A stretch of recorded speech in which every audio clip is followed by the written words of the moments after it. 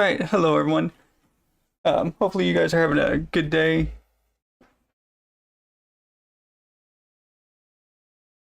Um, Tech Dave, I just already has a question. He was asking in the chat real quick, will I be recording the stream, posting it?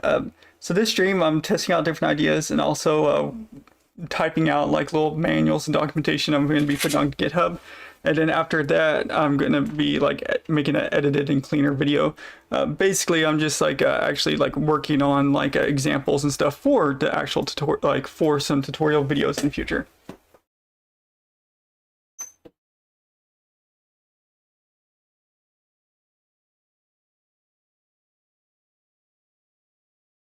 All right, sir.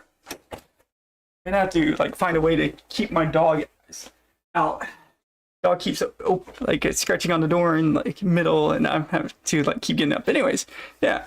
So I'm gonna be basically like writing examples and also like putting it on GitHub and also working on like basically some tutorial video stuff, like, and also talking about it. If anybody has any questions, I can also go through stuff.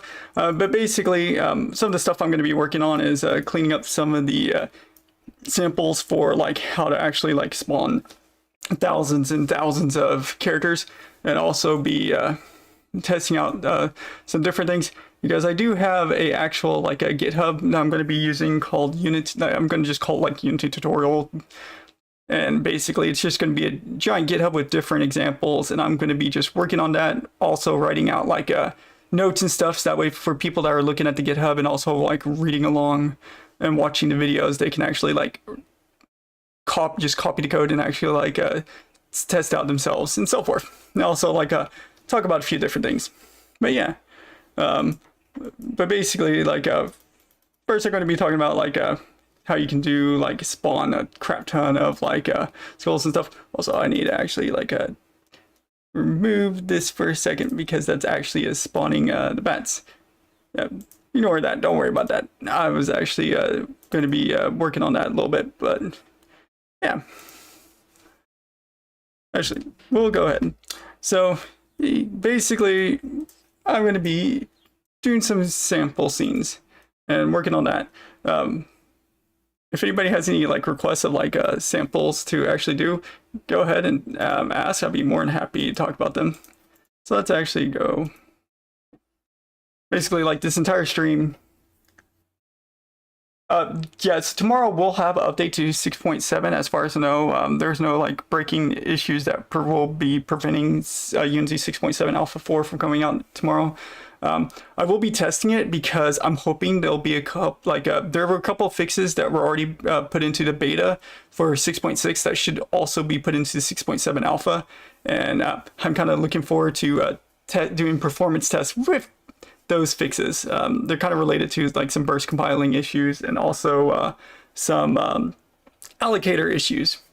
But yeah, basically today I'm going to be kind of like making like a set of like documents just to like show people how to do stuff, and also uploading them on GitHub.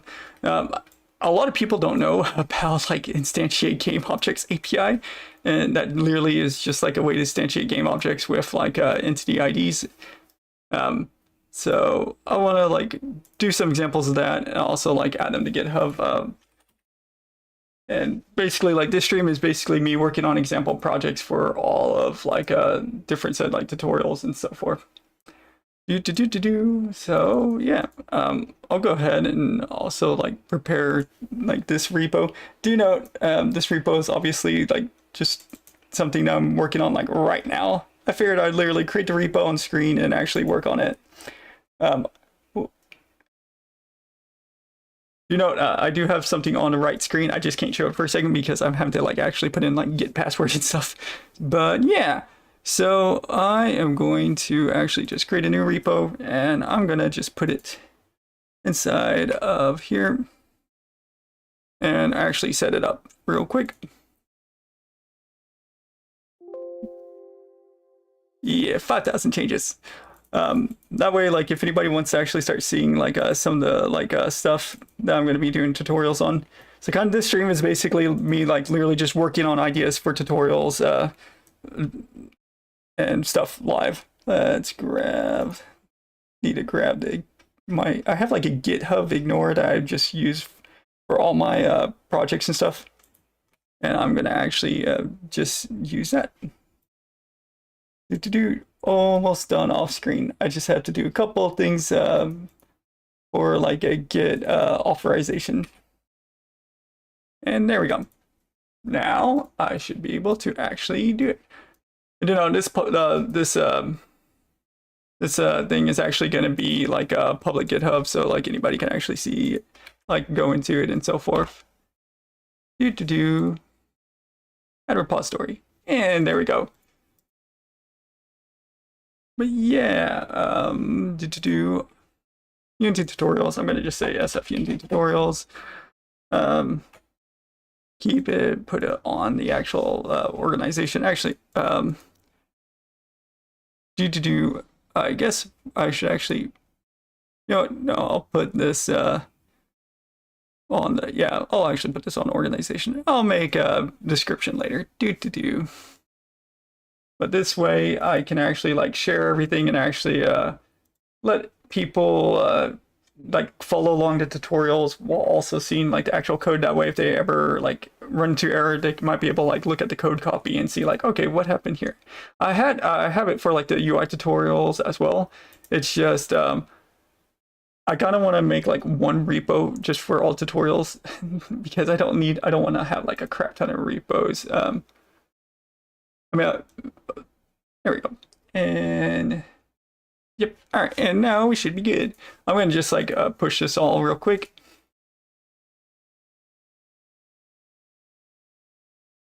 But yeah, if anybody has any requests on stuff to like demo or add to tutorials repo,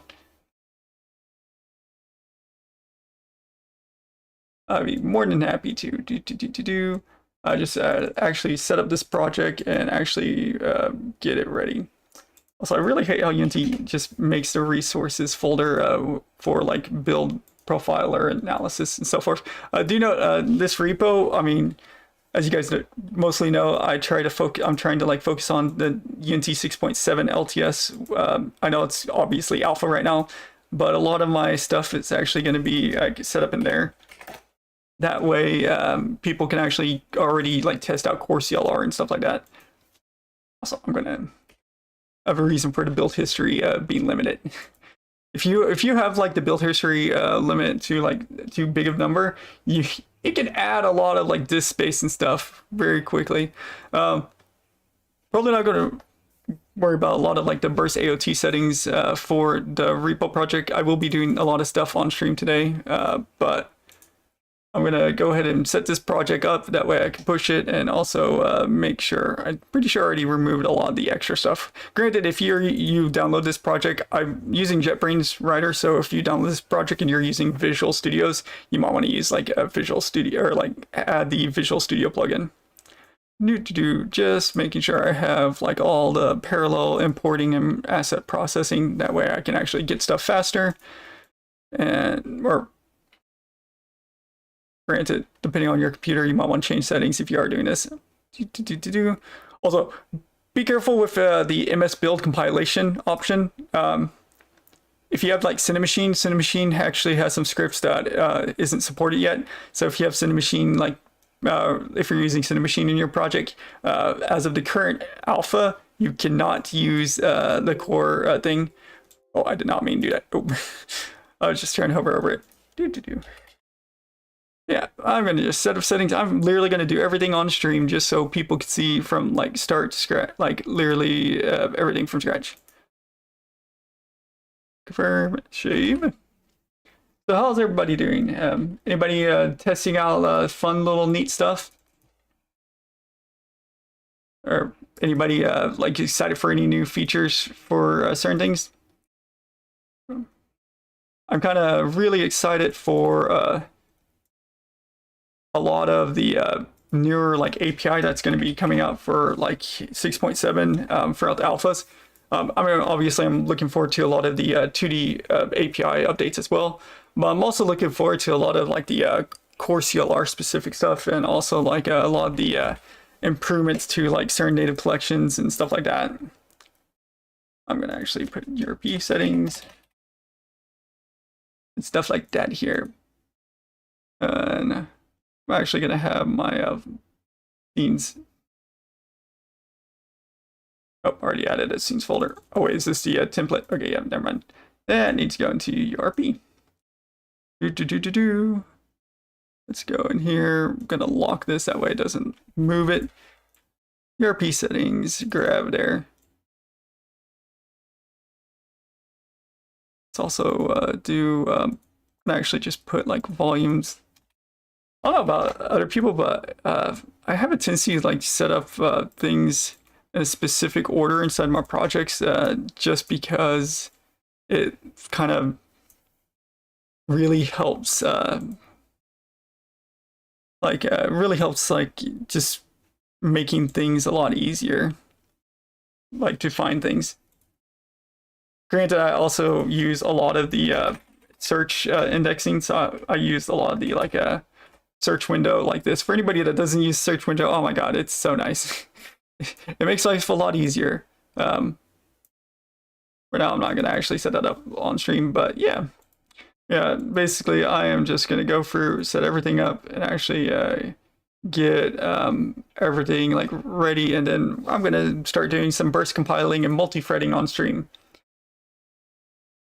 Yeah, 6.6 beta 6 was like, it was a lot of like bug fixing and so forth. Okay, just gonna do this. Actually, I'll do some of this more like off stream, but I made sure to already like create the public repo, so like at the end of the stream I'll push like all the changes I'm doing and all the examples and stuff, that way everyone can actually see it. Actually, I'll go ahead and actually like push some of the because I do already have like an example of like how to spawn like entity IDs and stuff in here. For anybody that hasn't seen this, actually this would be a good starting point for a stream. Let's actually start talking about like some of the stuff.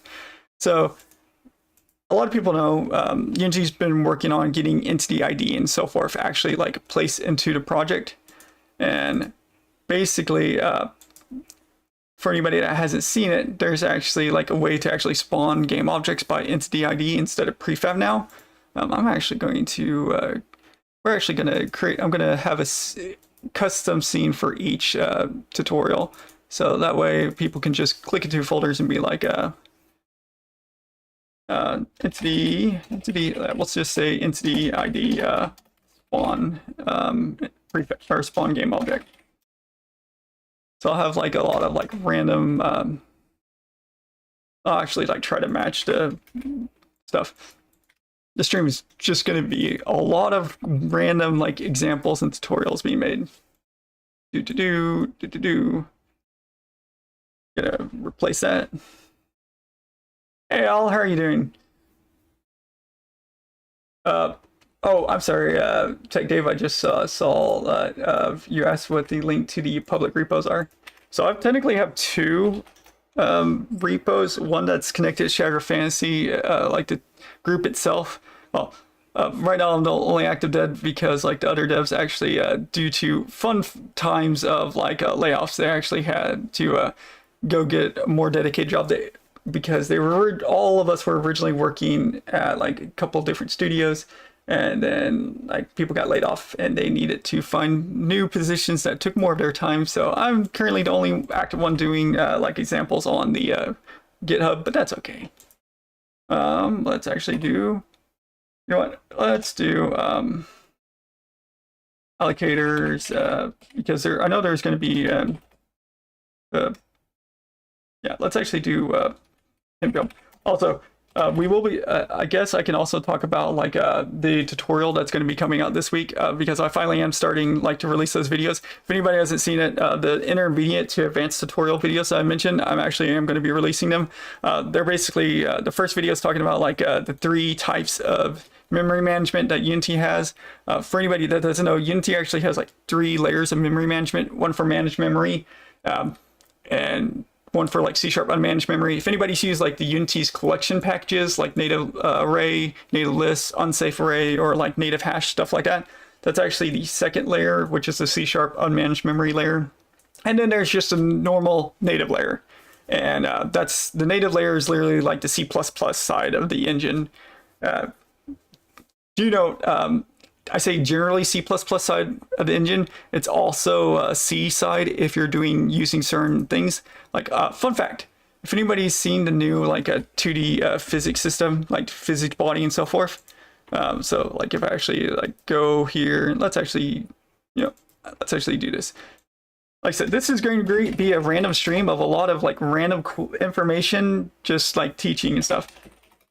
So I'm going to go back and forth and just like work on tutorial ideas, but I'll also be like sharing some information that people might not know. So for anybody that doesn't know much about the new 2D physics that was introduced in 6.3, it was originally called just low-level physics, but then it was moved to a core module because it was actually in the same module as the colliders and rigid bodies. So if you actually, for anybody that doesn't know how to see modules, you can actually go to built-in and you can actually like scroll down and you'll see, okay, there's physics 2D and physics core 2D. And you'll notice that they have a module in their name. Basically, those are like the core parts of the editor. So like your like sprites, your colliders, your collider 2D, stuff like that.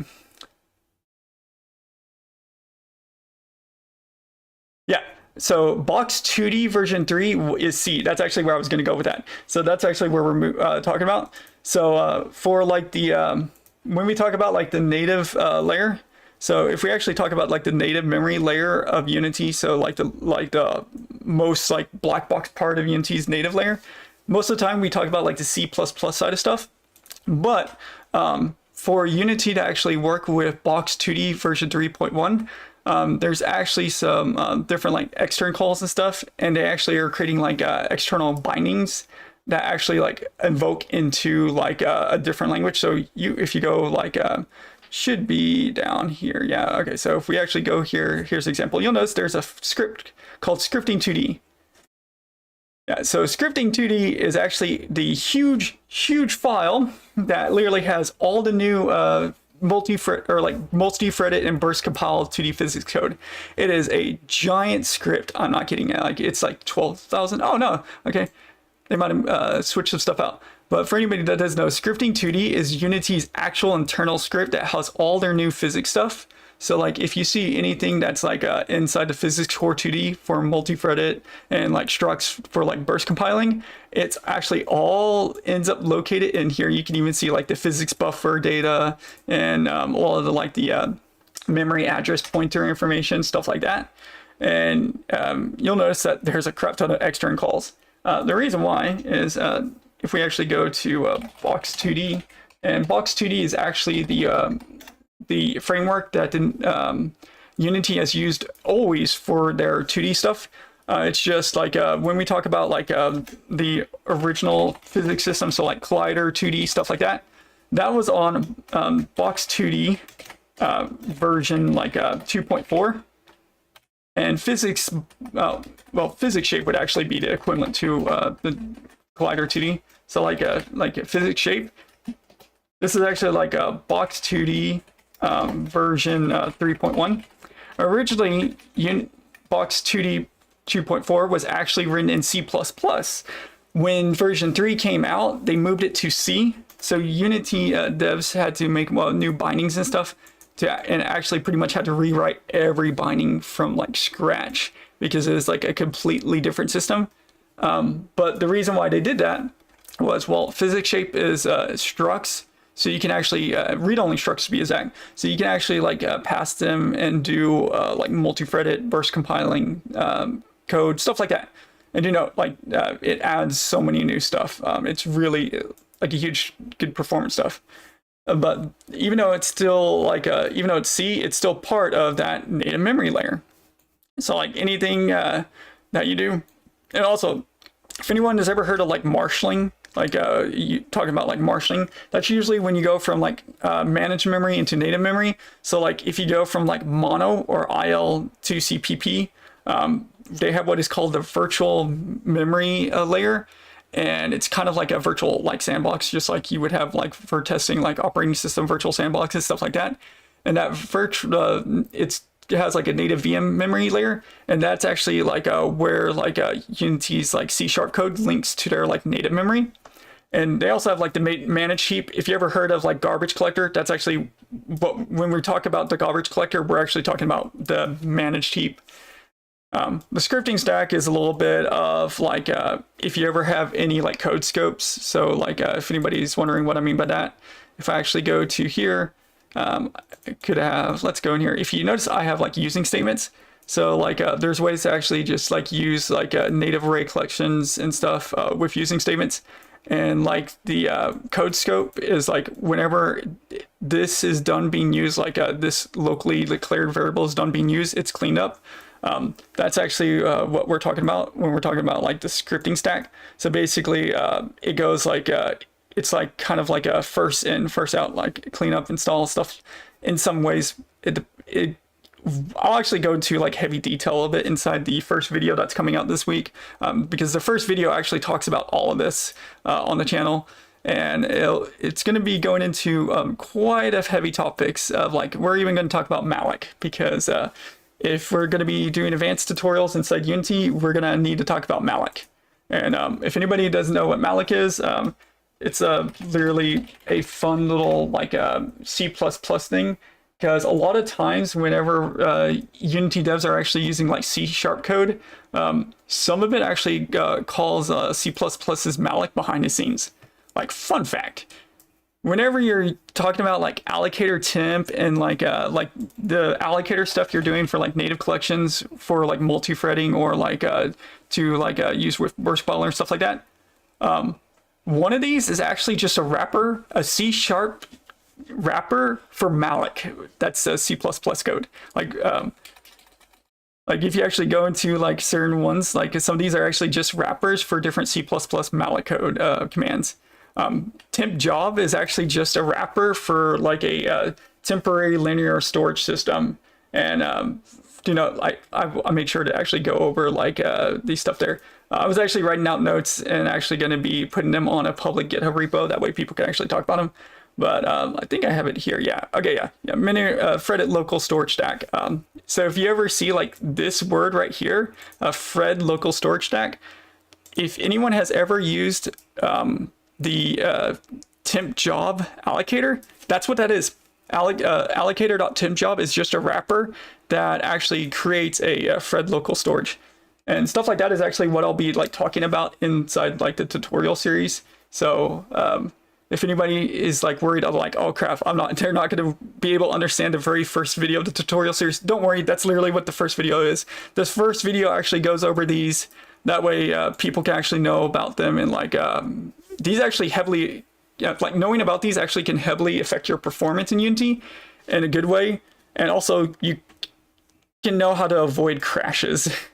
Like for example, if we actually go to Unity's memory settings here, you'll notice they have fast thread share, temporary allocations, fast thread allocations for non-shared.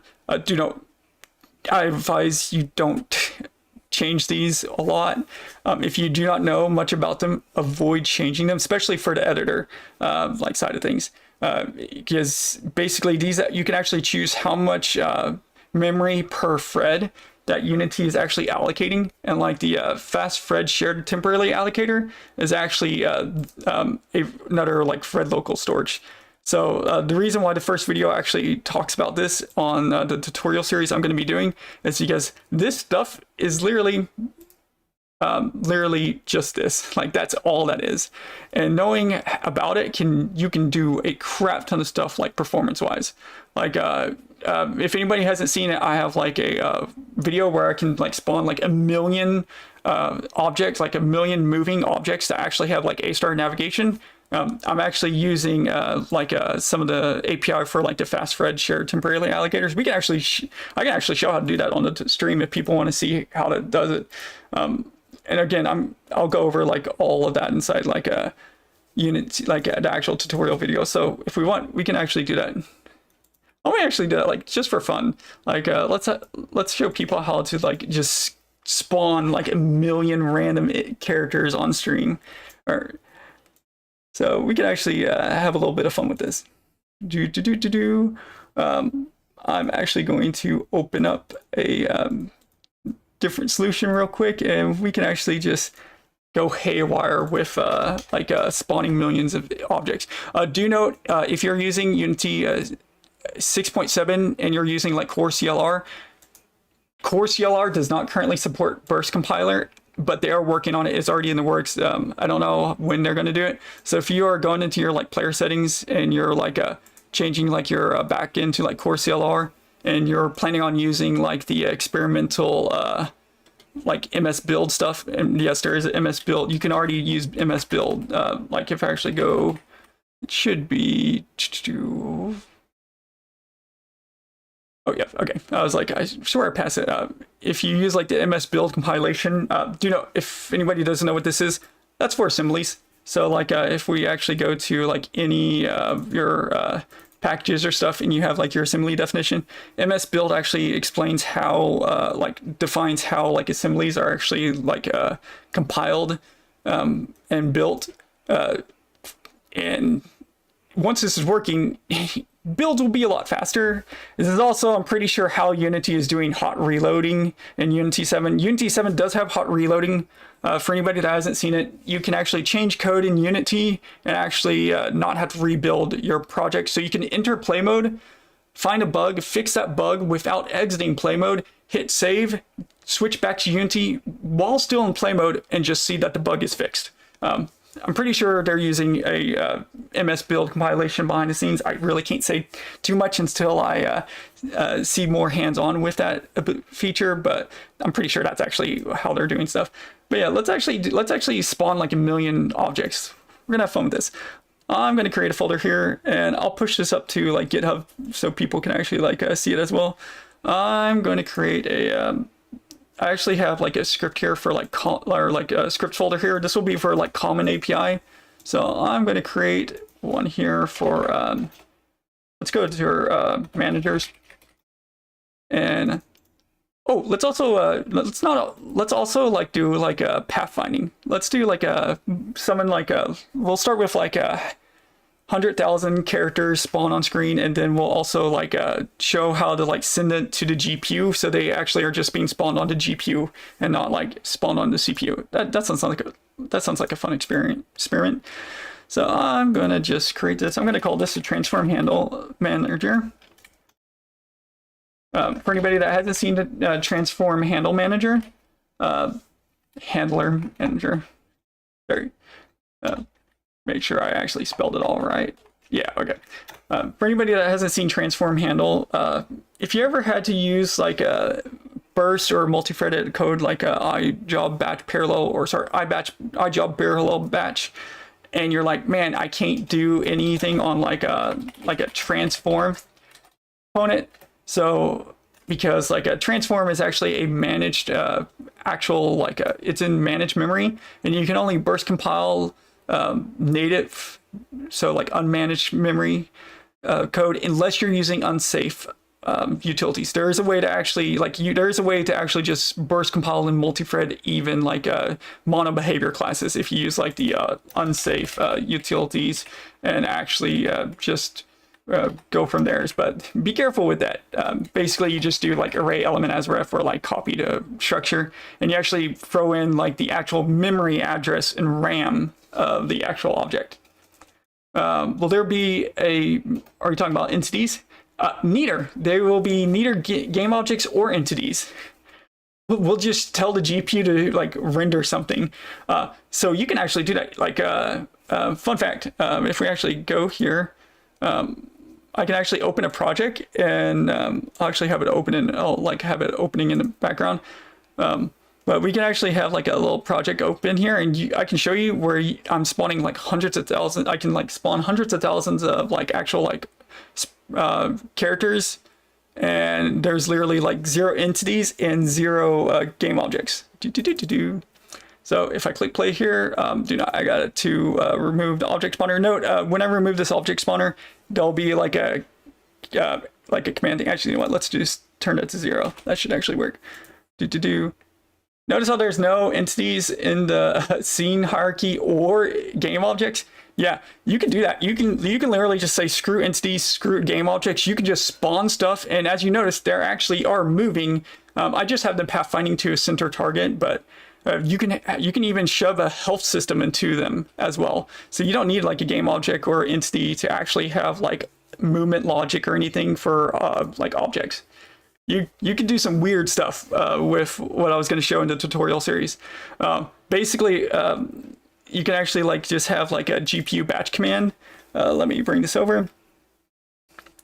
Yeah, so you can literally just have like a GPU batch command, and you can just tell like a positions writer to actually just like parallel write. And by the way, position writer, I'll actually go over that in like literally 2 seconds. For anybody wondering, position writer is basically like a float 3 for parallel writer.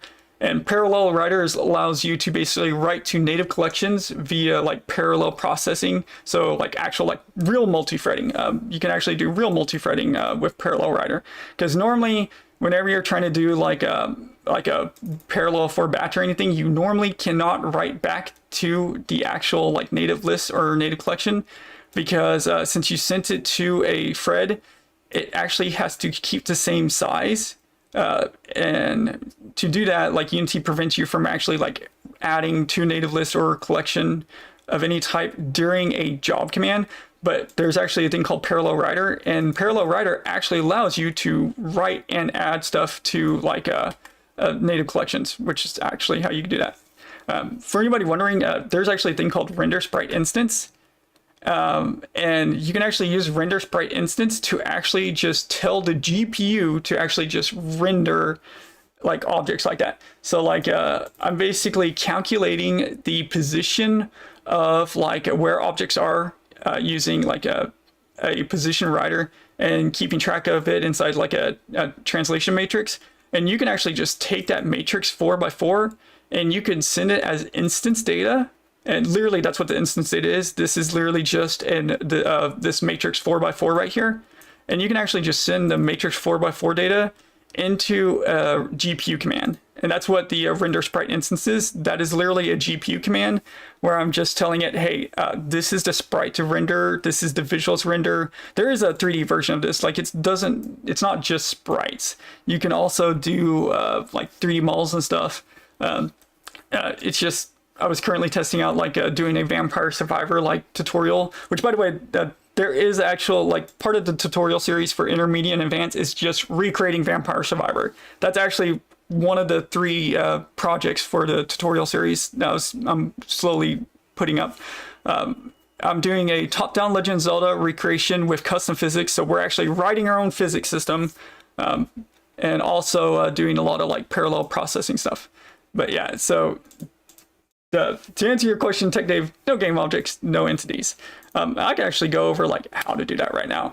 And like when I mean you can get high up, do you know I'm an editor. Editor does not have near as much performance. So let's spawn 131,000 characters. Oh wait, whoops, I need to enable it first. There we go. Anyways, yeah, let's literally just spawn 131,000 characters. 0 frames loss. I can literally spawn 131,000 characters, each with their own health system and each with their own like navigation system. Again, I'm just currently having them like go to the center of the screen right now, but you can literally spawn like 131,000 characters that actually render. Light and shadows also affect them, so there is actually like lighting and shadows, and you can get it where there's like 0 frame loss. You can do some weird stuff. And like that's kind of the goal of the tutorial series, is like to show people like how to do weird stuff like that, because a lot of people don't know about this API, and I want to like teach people how to do it with like a actual like Vampire Survivors like thing. Let's actually go here. So let's actually talk about how this is done.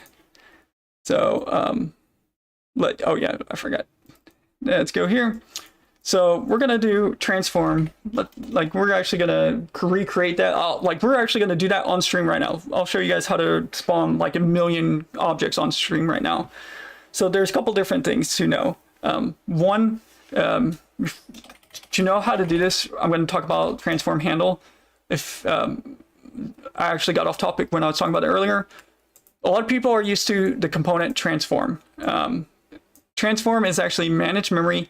You cannot use it in burst compiler or jobs unless you use, like I mentioned, the unsafe utilities.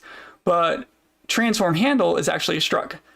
Transform handle is actually a synced data struct that all game objects have. In fact, if we actually go to mono behavior, actually we can go to game object itself.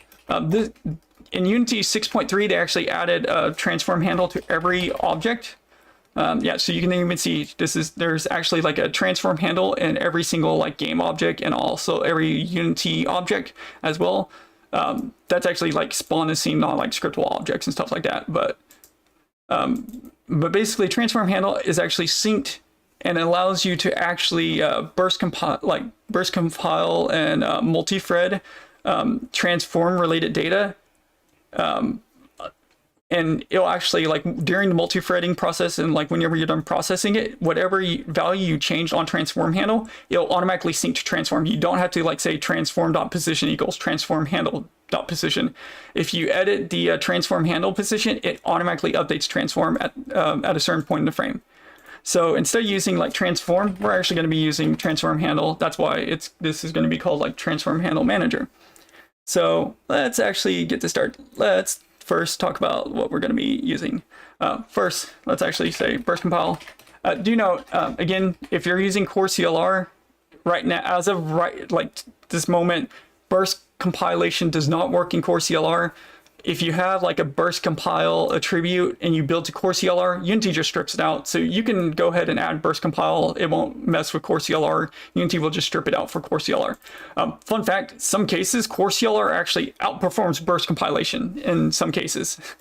But yeah, so what I'm gonna do, we're actually gonna have a target. So we're gonna just have like a center target. I am actually gonna make this as transform. And the reason why transform handles actually is literally just a handle. For anybody that doesn't know what a handle is, it's literally a long, like actual like long. So if I say, I'm going to just say test handle.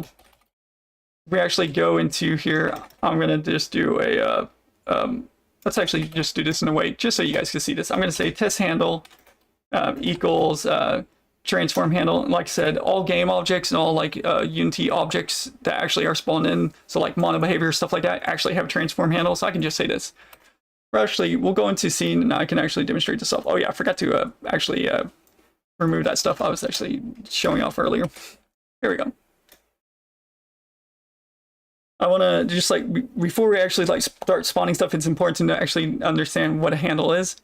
So if I actually go in here and I actually say, we'll actually create a actual like game object. I'm going to just say transform manager. And let's just say transform handle.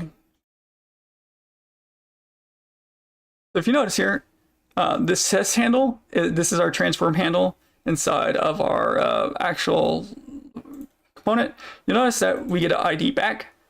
That ID is literally just a handle. That's all a handle is. And a handle is literally just a ID of object in memory, if you want to like think about it that way. And the reason why I say in memory, if we actually go to physics body here, so do you know this is not just for transform handles. If I actually go physics handle, you'll notice there's also a physics handle. Do you know only the 2D multi-threaded physics system has the handles at the moment, but I think Unity 7 will have physics handles for 3D. They might add in Unity 6.7, but as far as I heard, there was no plans for it yet for Unity 6.7. It should be Unity 7 at the current moment. But basically, a handle is just a ID for that links a object, so like a C# object, not a Unity object, but a C# object to native memory. So like if this ID, Unity actually keeps a catch, like a giant table. And that table has basically ID, which is the handle, and it actually has a reference to RAM.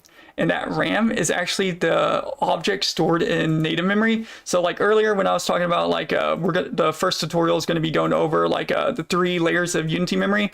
So like native memory, basically a handle actually syncs data from a object we as Unity devs can actually interfere with, like so C# object, game object, stuff like that, and actually syncs it to whatever is in native memory. So and this, if anybody's ever heard the term marshalling, One of the reasons why marshalling is so expensive is because like you're going from like managed memory to native memory, and there is like a cost. The reason why they did handles is because since you're only needing a integer or long in certain cases, like entity ID is long instead of integer, but most handles is literally just int for the current moment. Because you only need like an integer or long, it doesn't have that huge marshalling cost. So like a lot of the new Unity API is actually using a handle to sync to data behind the scenes. And so that way, whenever it goes into native memory, it can sometimes actually just skip going into native memory. It just goes into the catch table of what the handle is and find what the memory address in RAM is, and literally just directly edit the RAM itself, like the memory in RAM. And if anybody's like wondering like what the hell does that look like, again, it's going to be like the unsafe utilities like address of like array element. Like a lot of this stuff is actually used behind the scenes, and there's a reason why like entity ID was introduced by Unity. It's because Unity can literally just use entity ID and remove the actual like marshalling costs. And that is actually one of the biggest performance issues with game objects right now is marshalling. Because fun fact, okay, so I have here, let's actually go to our transform handle. And again, sorry, this is long-winded explanation, but like if people are wanting to actually learn like the advanced and intermediate stuff, they need to know this. If we actually see like what happens when we're actually seeing transform handle here, okay, it's a free function. So what happens here? So we have a free function. Notice there's a marshal command. So a lot of people probably heard the fact that you should catch stuff like that way you don't have to like waste time like grabbing it. That grabbing it part is actually marshalling. When people say you should catch a component locally so you don't have to like re-grab it, what they're meaning is you don't have to redo marshalling. So you don't have to go into native memory, and all that is again is just a pointer. So that is a pointer to a actual like a memory address. And it used to be instance ID, but they're moving it to entity ID now. And basically grabbing the actual transform from a game object or transform handle, you enter native memory, you literally have to marshal. After you marshal, you have to get sent back to the C# side of things, and both entering and exiting native memory have a cost. And it actually adds up a lot. So basically, like the reason why people say like catch your like object data, like transform and stuff, whenever you're like using it, if you catch it, like if I say this, so let's say like a public transform, and I say like, oh, well, actually I can just say the target here. If I actually just say like target equals like transform, I don't have to like now if I use like just target, like if I just use the target itself, it doesn't have to do marshalling. I already have actual like reference in memory. I don't have to like go grab like a native memory data and then access that, because like here's the thing: if you edit like let's say you do like a transform position, that's 4 marshallings calls. I'm not kidding. Actually, no, it's more than that. Like if I were to just say like I'll just say like I know like I just assigned it here, but let's just pretend this is the thing. To actually do this, first it marshals the stupid transform component.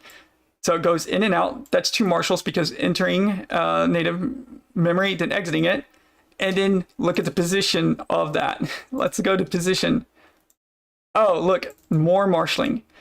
So whenever you say like transform.position on a mono behavior or game object, it's 6 marshals calls. That is, and if you have like 10,000 game objects, that's a huge performance hit. That is a huge performance hit. And that's actually why what I'm about to show you actually allows you to spawn like 100,000 enemies without a single frame drop, because it avoids marshalling. That's literally the goal of what I'm about to show. Whoops, I did not mean to close that. It basically avoids marshalling. And with it avoiding marshalling, you can do some stupidly fast stuff. So yeah, let's actually go in here. I'm going to actually exit out of all this stuff. So like, sorry for a long-winded explanation of like handles and stuff, but knowing that is like a huge advantage for like being considered intermediate and advanced. So let's begin. Let's actually do this. I'm going to just have like a transform handle, and it's going to just be like our game object target. And I'm going to say, let's let's just say target handle. And whoops, that needs to be private. So first we're gonna get like I'm gonna just set like a dummy target for objects to like move to that we're spawning. I'm gonna say like target handle equals target dot transform handle. Obviously, like check to see if like target is like null or not, because if it is, blah blah. Actually, no, I'm not gonna do check for null, and the reason why is because if I accidentally do forget to set the target itself, I'll at least get like a console error that as a friendly reminder saying, hey, don't forget to set this.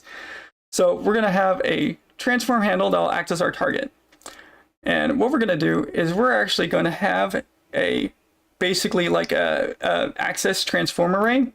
And the access transform array, or sorry, transform access array technically is what Unity calls it. Transform access array is actually like a system Unity allows to quickly grab like memory from like RAM addresses and stuff behind the scenes and multi-thread it. And you can actually directly access like position, rotation, and different math formulas on like transform and transform handles from like iJobs and like burst compiled code. So we're gonna actually use one of that. And it's literally just called transform access array.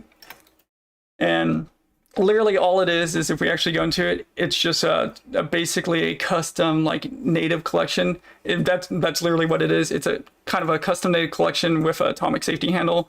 If anybody doesn't know what atomic safety handle is, I can go over that if they want me to in chat. But basically, like that's the like a system behind the scenes that Unity uses for like safety checks on RAM. That way you don't have like corrupted memory whenever you're doing like a memory leaking and stuff like that. Basically, transform access array just keeps track of the actual like memories and address. So like your integer pointers and stuff of like a startup array that's literally just an array of transforms and transform handles, and you can actually like use it directly in like multi-threading. So we're gonna have we're gonna say moving transform array. I'm not even going to say access. And what we're going to do is we're going to just basically we should actually probably first like do some burst compiled stuff. Let's actually say this. We're going to say public static void set transform handles. And since we're doing, since the goal is to have this as a burst compiled code, what we're going to need to do is you can't just pass in like certain like data structs and stuff. What you have to do is like pass in like by ref, so you can like pass in like reference memory and stuff like that. So we're actually going to pass in like transform access array, and this is going to be our little transform array. Actually, I guess just to keep everything like conventional, we can actually do that. And I'm gonna go ahead and like just type this up, and I'll explain it after I type it up. That way I'm not like having to like stop or like pause and stop. And basically it's just gonna allow us to take in not a J and I love how like Unity is actually trying to choose that as the natural thing. And just take in a native array of transform handles.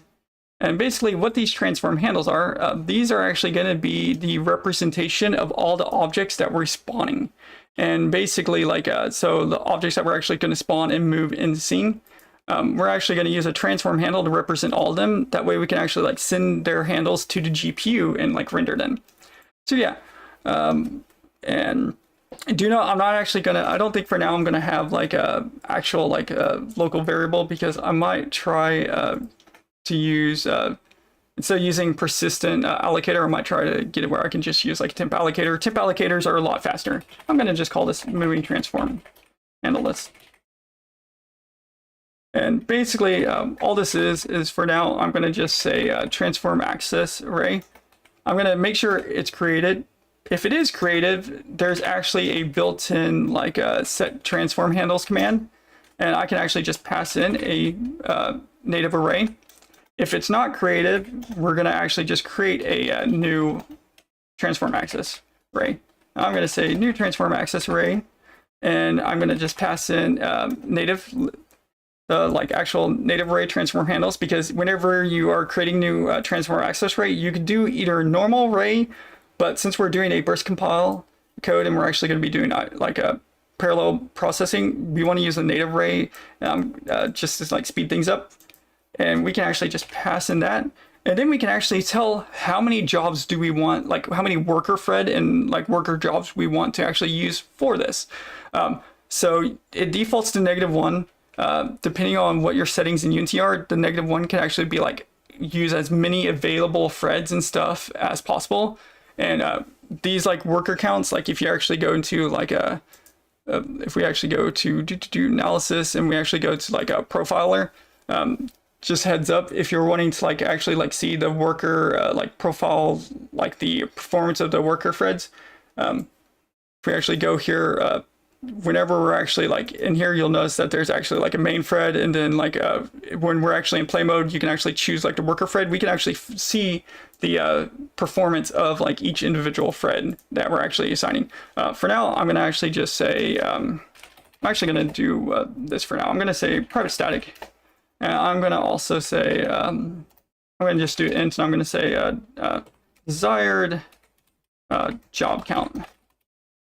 For now, I'm going to just say, let's spread this over 4 different jobs. I had to make this static because the burst compiled method is going to be a static method. And oh wait, yeah, oh yeah, there will be is like saying like read only read only static field. Basically you can just like say private like read only. Oh, and you actually have to say that. There we go. Since I'm actually like passing like actual like static value into a burst compiled code, you actually do have to make that value actually read only, just heads up, or Unity will yell at you. Well, technically, it's actually more like C# compiler will yell at you, but yeah. So basically, we can actually say like set to transform handles if transform access array is not created, and this is going to be the thing that we actually pass into our multi-threaded code. If it's not created, go ahead and create it. If it is created, if it is created, just like go ahead and set the overwrite the current values and so forth. So. What we can actually do, I'm going to do this in start. I do know there's a reason why I'm doing this in start specifically. What I'm going to do is I'm going to have a public static native array here of like targeted transforms and stuff. And the reason why is if by having this actually like set up in start, in other components, like other like mono behaviors awake, you can actually like add to the list of like controlled like transform handles. And what that allows you to do is you can actually have like spawner systems, like a wave spawners. If we actually could do, actually, I could actually show this off. I'll open this up in the background. You can actually like have an awake set up like a wave spawner system for like vampire survivors. So you can say like, okay, wave 1 is gonna have all these enemies to spawn.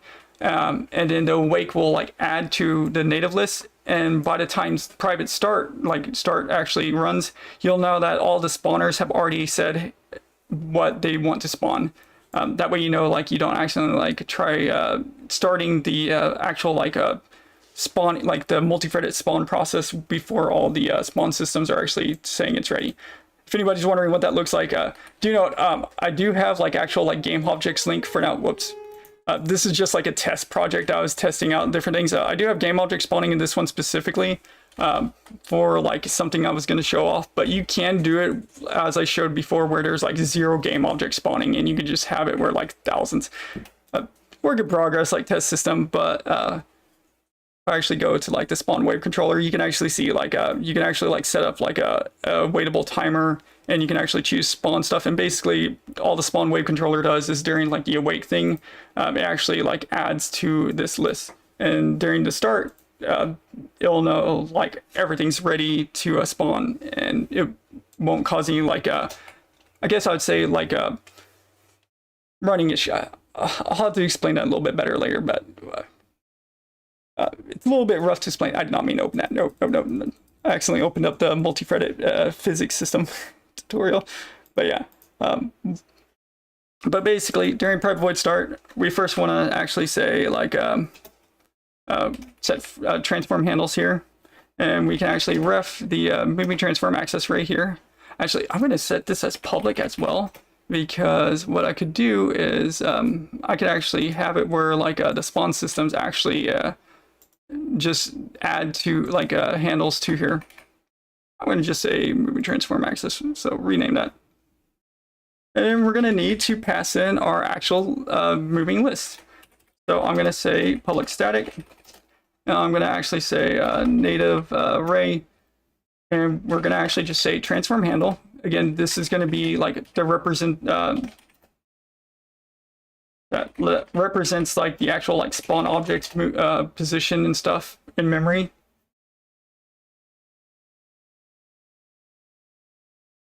Rotation and matrix data. And again, we're going to be sending this to GPU command to spawn it directly on GPU later in the stream. So I'm going to actually say, I'm going to just call this like moving transform handles. Oh, hi. Sorry, my dog just... I have a puppy and she's learned how to freaking open the door on her own. It's a very interesting thing. Anyways, we can actually like pass this into here.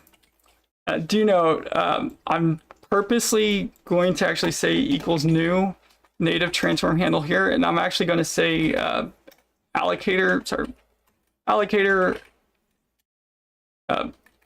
invalid. Oh, well, actually, technically, we can't actually do invalid for this specific use case.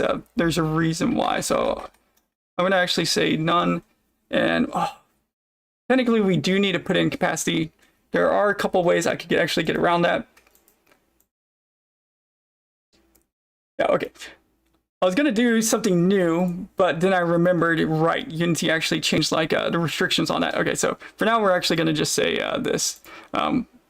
Unity actually added a couple restrictions recently, like in like 6.7. There was good reason for it. I actually have a video showing how you can actually just break Unity to a point where Unity's sprite editor actually appears on your computer screen without Unity open. I'm not kidding. I've actually found like how to have like sprite editor and like Unity windows open without Unity process open. It was a little bit of an issue. Unity dev team did not like that. But yeah, okay, for now I'm gonna just say this. And I am gonna have to say autostat cleanup. And if anybody's wondering why I'm actually putting autostat cleanup and setting this class as partial, in Unity 6.7, you will actually get a warning. Like if I actually like save this without saying autostat cleanup here, let's actually go back into it. Okay, sooner or later Unity will actually move this over here. Yeah, we actually notice right here, Unity will actually give a warning saying that you have a static field that has not been set up with Unity's lifecycle management API. So Unity 6.7 will actually yell at you now whenever you have a static variable and you actually are not setting up the lifecycle management API for it. Which is actually a good thing. There's been so many bugs. People have had so many bugs without realizing it because of like static variables and stuff that have not been cleaned up. So it's actually good Unity started like screaming at people for that. But yeah, so basically we'll have like a actual like moving transform handle here. And what I'll do is I'll actually make sure that before like we actually use that transform handle, that it's actually like set up. And I can actually do it this way. I can actually say if moving transform handle dot is not created. And basically all the is created does, it makes sure that whatever native collection you're using actually has been allocated. And I'm pretty sure that's actually like the UXML summary for it too. Like if I actually like go over to it. But oh, okay. Well, I'm pretty sure the documentation will actually mention that, but all is created does, it sees if the memory has been allocated or not. And if it hasn't been allocated in like a memory buffer, then it will actually return false. So like right here, you can see that I have like a new native array. I haven't actually like set a allocation for it, so like a proper allocator. So when I actually do like allocator dot like temp, all that kind of stuff here, once I do this, then it will actually like give me like a actual like a true for the is created part. So the is created basically just checks see like have you actually allocated a memory buffer to it. And whenever you do allocator dot persistent stuff like that, that's basically actually like setting up the memory buffer. So yeah. So if it's not created, I'm gonna just do default length. Actually, instead of doing 10, I should do a multiple of like power 2. There's a reason why power 2s is actually like a performant. Basically, since native arrays is actually just like a reference to memory address, and memory address is literally just a collection of like bits. If you actually do powers of 2, it can actually like more easily like assign like a memory bit stuff a little bit better. So that's actually why one reason why you'll actually see like a little bit better performance in some cases. Some cases it doesn't matter. Some cases it can make a stupid difference. But we basically will create that, and then we'll just pass in there, and that's it. Do note whenever you're actually doing this, the 256 are actually like empty. So they're actually like this is actually like checking out like the capacity and stuff. So if we actually say like count and stuff, it'll actually show like a length of like the native array. But if this was actually like a native like list, if we actually like set this as native list, and this is actually something people might need to know. Notice native list actually says initial capacity, while native array says length. Since a native array literally doesn't change or anything, you can just, like Unity can be like, okay, yeah, you just want the length, and the length will equal the capacity. Well, if you have a native list, you can have initial capacity of 0, like 256. But if you actually notice, there's a count as for like this. Oh yeah, let's actually say like let me actually like show this off real quick, because this is actually something that can cause bugs if you don't know about it. I'm gonna actually like just create a native list real quick of transform handles. I'm gonna just lowercase that just so show this, and I'm gonna actually just go here. Nope, moving. There it is. Okay. Notice there's capacity and then there's count for native list, and while the native arrays only have a count, native arrays count capacity will always be the same unless you somehow manage to mess something up with using unsafe utility commands. While native lists, you have a capacity that you can actually change. So with native lists, whenever you're actually declaring a new collection, you're not doing the amount, you're actually choosing the capacity of the list for its initial memory buffer size. All native lists and native collections are literally just a memory buffer. And that's actually, again, whenever we go over like the advanced and intermediate tutorials, when I actually had the first video, I actually go over that. That's actually part of the C# unmanaged memory, the second layer of Unity's 3 main memory layers. There's 3 main memory layers, C# unmanaged memory, managed memory, which is like mono ILC TPP, and then like native memory. You're actually basically saying like, okay, reserve this amount of memory.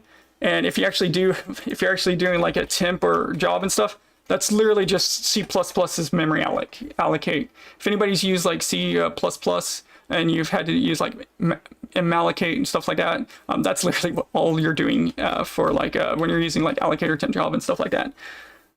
But the reason why I want to mention this, capacity can be, right now, the capacity for this would be 256. This equals 256 just for now. Yeah, I know, I should probably just put that in the comments just for a second. But if you try to say the count, that'll say 0. So be careful whenever you're actually working with like for loops and stuff on a native collection. You can have a different count value than a capacity. And there will be some times where you actually want to do a for loop on a moving, like a native list's capacity and not the actual count. So consider the count the actual amount of objects in the stored in the list, and the capacity is the reserved memory buffer size. for that object type. And the reason why I say for that object type, if you have like, let's say you have like some like object that's like 24 bits long, then the capacity, like the amount of memory would be like 24 times like 256. So like 24 times 256, that would actually be how much memory you would actually use for the capacity list. And that's actually kind of important to know because you can multi-thread and you can get 30x in performance for like performance improvements in weird spots knowing this. Fun fact, let's actually, I can actually show this off. I can actually show this off. Like I said, this stream is just me showing off a crap ton of random things. I can actually go here. I'm bringing up something real quick. Let's grab this. I can actually show where like you would actually use this. All right, meet my custom rule tile. So I have a custom rule tile that I use in my projects. You'll notice that I actually have delegate data jobs. So I actually have it where my refresh tile and stuff is actually multi-threaded. You can even see I'm literally sending, I'm actually using Unity C++. And yes, you can actually use Unity C++ internal actual API. If you know the name of the internal API, you can actually use your C# code to invoke Unity C++ side things. Basically, one of the reasons why you might want to know like the actual like oh sorry, I forgot, different project solution. I was about to actually show the 24 times 256 thing, but the reason why you want to know like the memory thing is you can actually like send data to C# side of things using the unsafe utility, and you can literally say as ref, and by saying as ref here, you can actually like do some weird native memory stuff, and you can actually grab the values of different things from RAM itself. And so instead of grabbing like a vector3, you can literally just grab the bits inside of RAM. And that's actually what we're doing here, like at the tile position. Like that's actually like the tile position on like a actual like tile grid. So like for example, like if I actually go to like the grid here, like this is actually like the actual like grid position. So let's actually open tile. If I actually click the select tool here, you'll notice that there's actually like a grid selection, and I'll actually say the position, like position -3, -10, like right up here at top right. What I'm actually doing is I'm actually grabbing the actual position value, but instead of grabbing it as a vector3, I'm actually grabbing like the bits in RAM data. And you can actually just process math on the RAM values. It's like the values in RAM, and you can get a huge performance improvement. Like you can literally just like skip a lot of like CPU overhead, and you can just literally like say add 10 to this value, whatever it is in RAM, and you can literally like you can increase your performance a stupid amount. But whenever you're doing that, you have to know like how much you're actually like going down like the RAM address. So if you know like if you have like 24 bits in whatever object you're using data on, and you want to update the bits from 16-bit to the, or sorry, 17-bit to the 24th bit, you can actually say like, okay, only edit the values of 16-bit through 24-bit and stuff like that. And to do that, you want to know like the actual like size of like whatever object you're doing. So like that's why like the capacity thing, you might want it for a for loop, because you can actually just use the capacity, and instead of saying like per object, you can actually just do, you could set the I in the for loop to be the size of how much your object is in memory, and you just iterate over like memory addresses directly like that. And you can literally just grab the address of, and then you can get the data, and then you can actually shove it into like a performance thing. This is actually what this weird for loop is. This is what I'm talking about. Like I start with 0, and then I'm actually adding like a specific value to like the actual like memory address data. That way I know like, okay, I need bit 8, bit 16, bit 24, you know, stuff like that. And you can even see where I'm actually like grabbing the memory data and actually resetting it. So we could also do that as well, like in tutorial series, if people are curious about it. That's like really advanced stuff, because that's actually like going into like like telling like a C++ side of things and growing into like Unity's like native memory and like starting to like multi-thread with that. But that's why it's important to know like the difference between like capacity and count. The capacity thing you can actually do, like you can actually like just keep track of it and actually know like how big of an object is. There are actually methods that actually you can use on a value and actually like figure out like, okay, how big of it, like how many bytes is this one memory going to be and stuff like that. Anyways, so sorry for a long-winded thing. Like I said, this stream is literally just kind of like a free roam thing where I'm just like kind of like showing off like things while thinking about like what to show off on tutorials. But yeah, if it's not created, we can just basically say equals new transform array, and I'm gonna actually get rid of that. And I'm gonna just say 256 for now. And what we're gonna want to do is we're actually going to want to just say allocator persistent, and we do actually want persistent because it's going to be we're going to like actually just, instead of creating a new like native array every frame, we can actually just update ones. That way, like we don't have to like update 131,000, or we don't have to like recreate 131,000 transform handles per frame. That would actually be bad performance. Oh, Trixie, you went out. Sorry, 1 second. I just gotta go. Need out. Sorry, my dog was one of the things. And again, if anybody has any questions or is like wants like a different explanation on things, I can like go for it. But yeah, so basically, just in case we haven't like actually created the transform handles list, go ahead and make it. Do know, because we're actually setting this as persistent, I'm gonna go ahead and say right away, I'm gonna say on destroy, and I'm gonna actually dispose of it. Since we're using native collections, we can cause memory leaks, so we definitely want to see. So I'm going to say if moving transform handle dot is created, dispose. Since this is actually in like Unity's your C# unmanaged memory, the second main layer of Unity's like a memory system. The reason why we call it like C# unmanaged memory, well, Unity, that's actually Unity's official name for it, not users, but that's what Unity actually calls it. The C# unmanaged memory, the reason why it's called unmanaged memory, we as users had to manually dispose of the memory from like RAM and stuff. That's actually why that's called. That's also why like managed memory, we don't have to do that, because most of it has its own like a virtual machine controlling the memory cleanup or the garbage collector. But since we are actually doing this ourselves, we have to clean up or we're going to have a memory leak. And memory leaks are bad. And well, I mean, you could do some funny stuff. Like you can actually cause memory leaks on purpose just for fun. And you could do some really interesting stuff.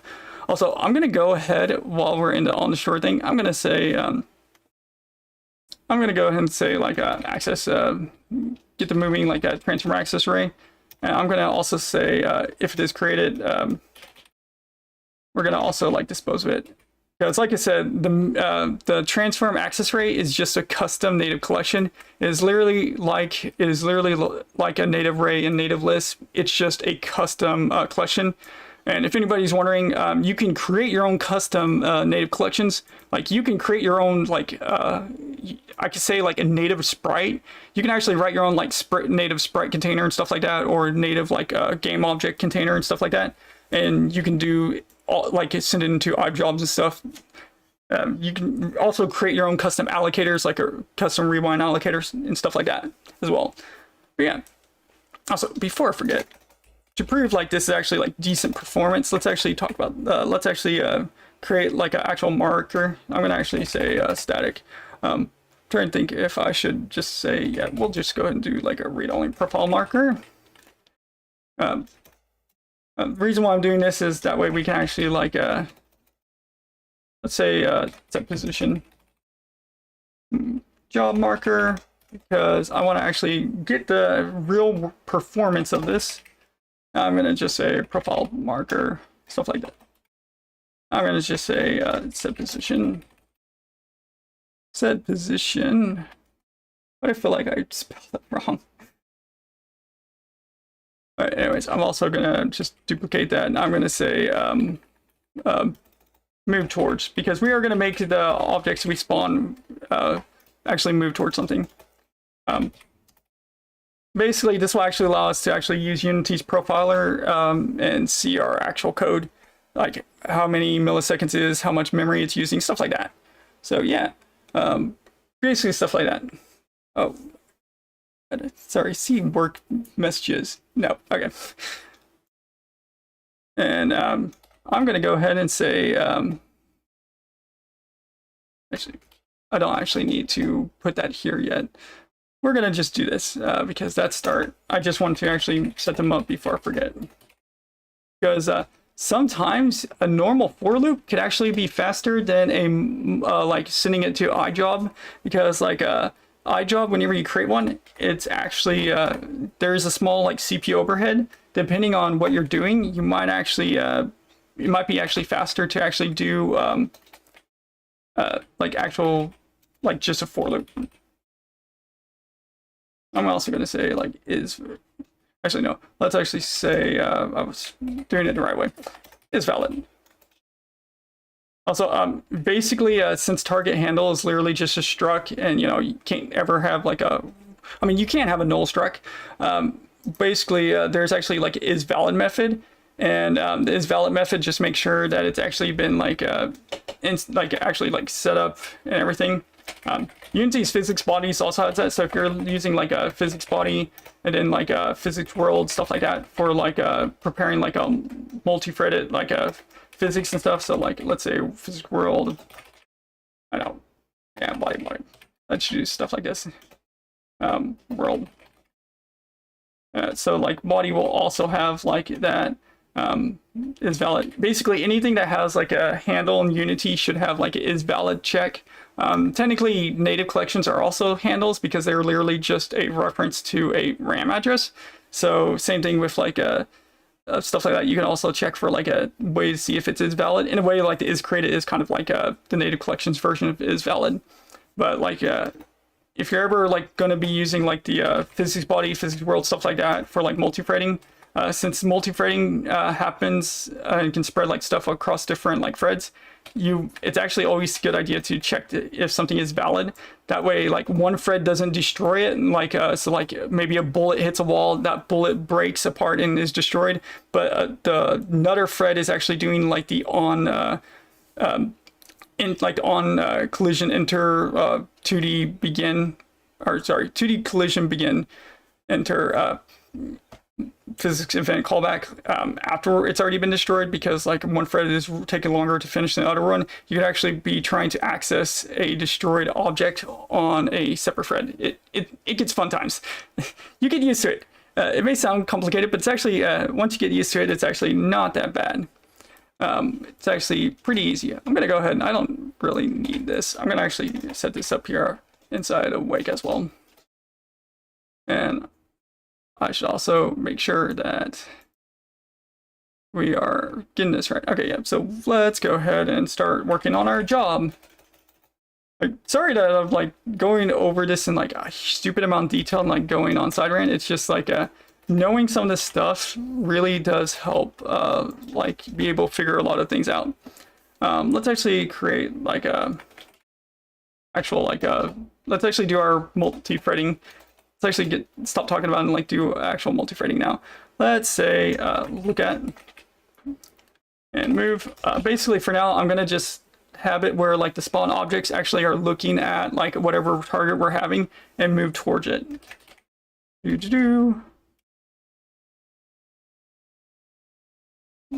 Oh, iJob. Trying to think of which one I should use. Probably iJob parallel for batch, because I think oh, actually no.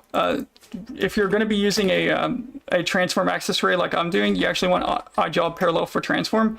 It is actually a special iJob meant for like transform access arrays. And basically, instead of doing like just like an int or whatever for like the public void execute, it actually takes in the transform access.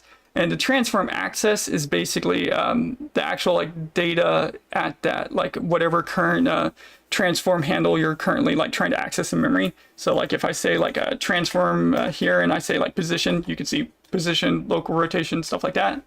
And if I actually like set this to something, after the job finishes, so like once you do like job.complete or like the job handle.complete, whatever you set to the transform access values is actually synced to the actual transform and transform handle. So if I actually set this to like vector1 for all three, like x, y, z, it'll, once the job handle is actually executed and completed, Unity will actually sync the transform access values to transform component and transform handle.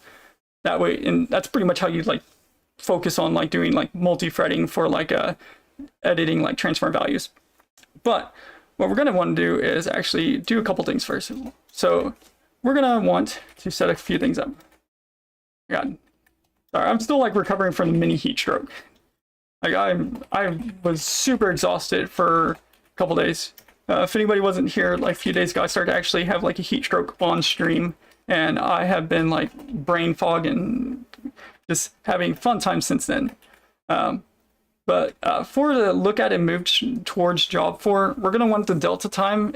Basically, we're going to do like a normalized safe. And that, if anybody doesn't know, like the normalized safe, that's actually like a Mac command normalized safe. And we can actually take like the delta time to actually smooth out the position like updating for GPU command. And yes, GPU command. But we'll get there afterwards. So I want to have like the delta time, and that's just going to be Unity's like time.delta time. So like the time between the last frame. I'm going to go ahead and have a stopping distance. That way we can actually have like the object stop within a certain like distance. We're going to just say, let's go ahead and we're going to need the linear velocity. This is actually what we're going to be like manually calculating here. And for linear velocity, I'm actually going to just say float and not like a vector. And what we're going to do is I'm going to actually just say public. So this is where things get a little bit interesting for what you want to do. I could do float 3 or I could do vector 3. Depending on what you're doing, you want to actually choose which one. Certain things like ILCPP or IL2CPP actually works better if you use float 3, where if you're using Unity's mono, most cases it's actually faster to use vector, depending on like what you're doing. But most cases, like if you're doing like mono vector 3, but if you're using like the other one, use float. For core CLR, I am still doing tests, and what I mean by like what you're choosing, if you actually go to like your project settings, I'm literally talking about like the actual in your player settings, your actual like scripting backend. Mono most of the time is actually faster with vector 3, and IL2CPP is actually most of the time faster with float. Whenever you're doing certain things with like mathematics and stuff. Most cases you're going to want to use like float though if you're doing like burst compiling, but again, core CLR does not support a burst compiler at the moment. But for now, just simplify stuff, we're going to literally just do float 3 because we are going to be wanting to do burst compiling no matter what. And if you are going towards core CLR, at the current moment, Unity will just strip the burst compile attribute whenever you make a build, so there's no errors. So you can literally go ahead and set up burst compiling. Does it lock in? So for C#9, okay, so technically yes and no. You could do a CSC file and your assembly, and if you actually do that, you can actually use C# language 13 or no, 14 features. Do note that's C# features. .NET features and C# features are actually two different things. The CSC file can actually tell Unity to support C# 14 features, but you can't use like the newer .NET 10 features, if that makes sense. Because .NET is basically just an add-on framework of the actual like C# language features or like F language features, stuff like that. So depending on what you're needing, you could go ahead and already use it. But if you're wanting like all the .NET 10 stuff, you're gonna need to wait until like Unity 7. Yeah. So I'm assuming like whenever you like edit it, for anybody wondering what he's meaning, like let's actually go here and show and explore. Let's go here. There's actually like cproj stuff inside your assemblies. Inside your assemblies, like let's see if I can actually like open this up. Oh, meant to have like grab this real quick. I'll actually show. So inside your assembly data stuff, you'll notice there's like a lot of like property settings and stuff. You can actually edit it to actually like do certain things. Like instead of using like the current like C# 9 features, you can actually tell it to actually go to C# 14. Do you know if you're like, that has to be your own custom assembly. Unity's assemblies will automatically reset. And if you actually set this up, you can also add like what is called a CSC file inside the same folder as your assembly, and it'll actually enable C# 14 features right now. Like technically you can use C# 12 all the way back since like 2021 or 2022. Like Unity 2022 LTS, actually you could just use C# 12 features. But for .NET 10 features specifically, unfortunately, yeah, you can't do that yet.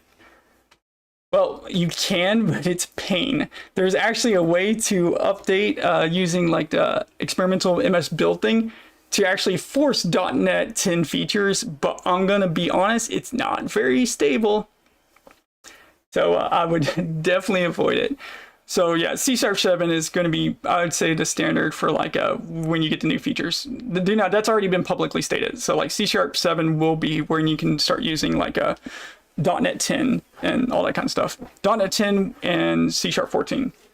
Be warned, if you're using certain IDEs like JetBrains Writer, I believe you have to have JetBrains Writer 2026.1 to actually have like all the IntelliSense and stuff and MS Build support for .NET 10 and C# 14. Just heads up. So if you are trying to do that, where you manually change like the C# backend from 9 to 14, and it says there's an issue, check to make sure your IDE actually supports it. Because sometimes it's actually the IDE that doesn't support it, not actually Unity. Just heads up. I've actually ran into that problem before. But yeah. Hope that like answers your question, Swamp. But yeah, okay. Oh, what's it doing? Oh yeah, target position. But yeah, so we're gonna take target position, and we're gonna have fun here. So basically, I'm gonna actually say a float 3. I'm gonna just say movement. I'm gonna just say float 3.0 because the floats do have like the same thing as like 0. Also, I'm gonna make sure this is burst compile. Float 3 equals moving position, or sorry, float 3 moving position equals like a transform.position.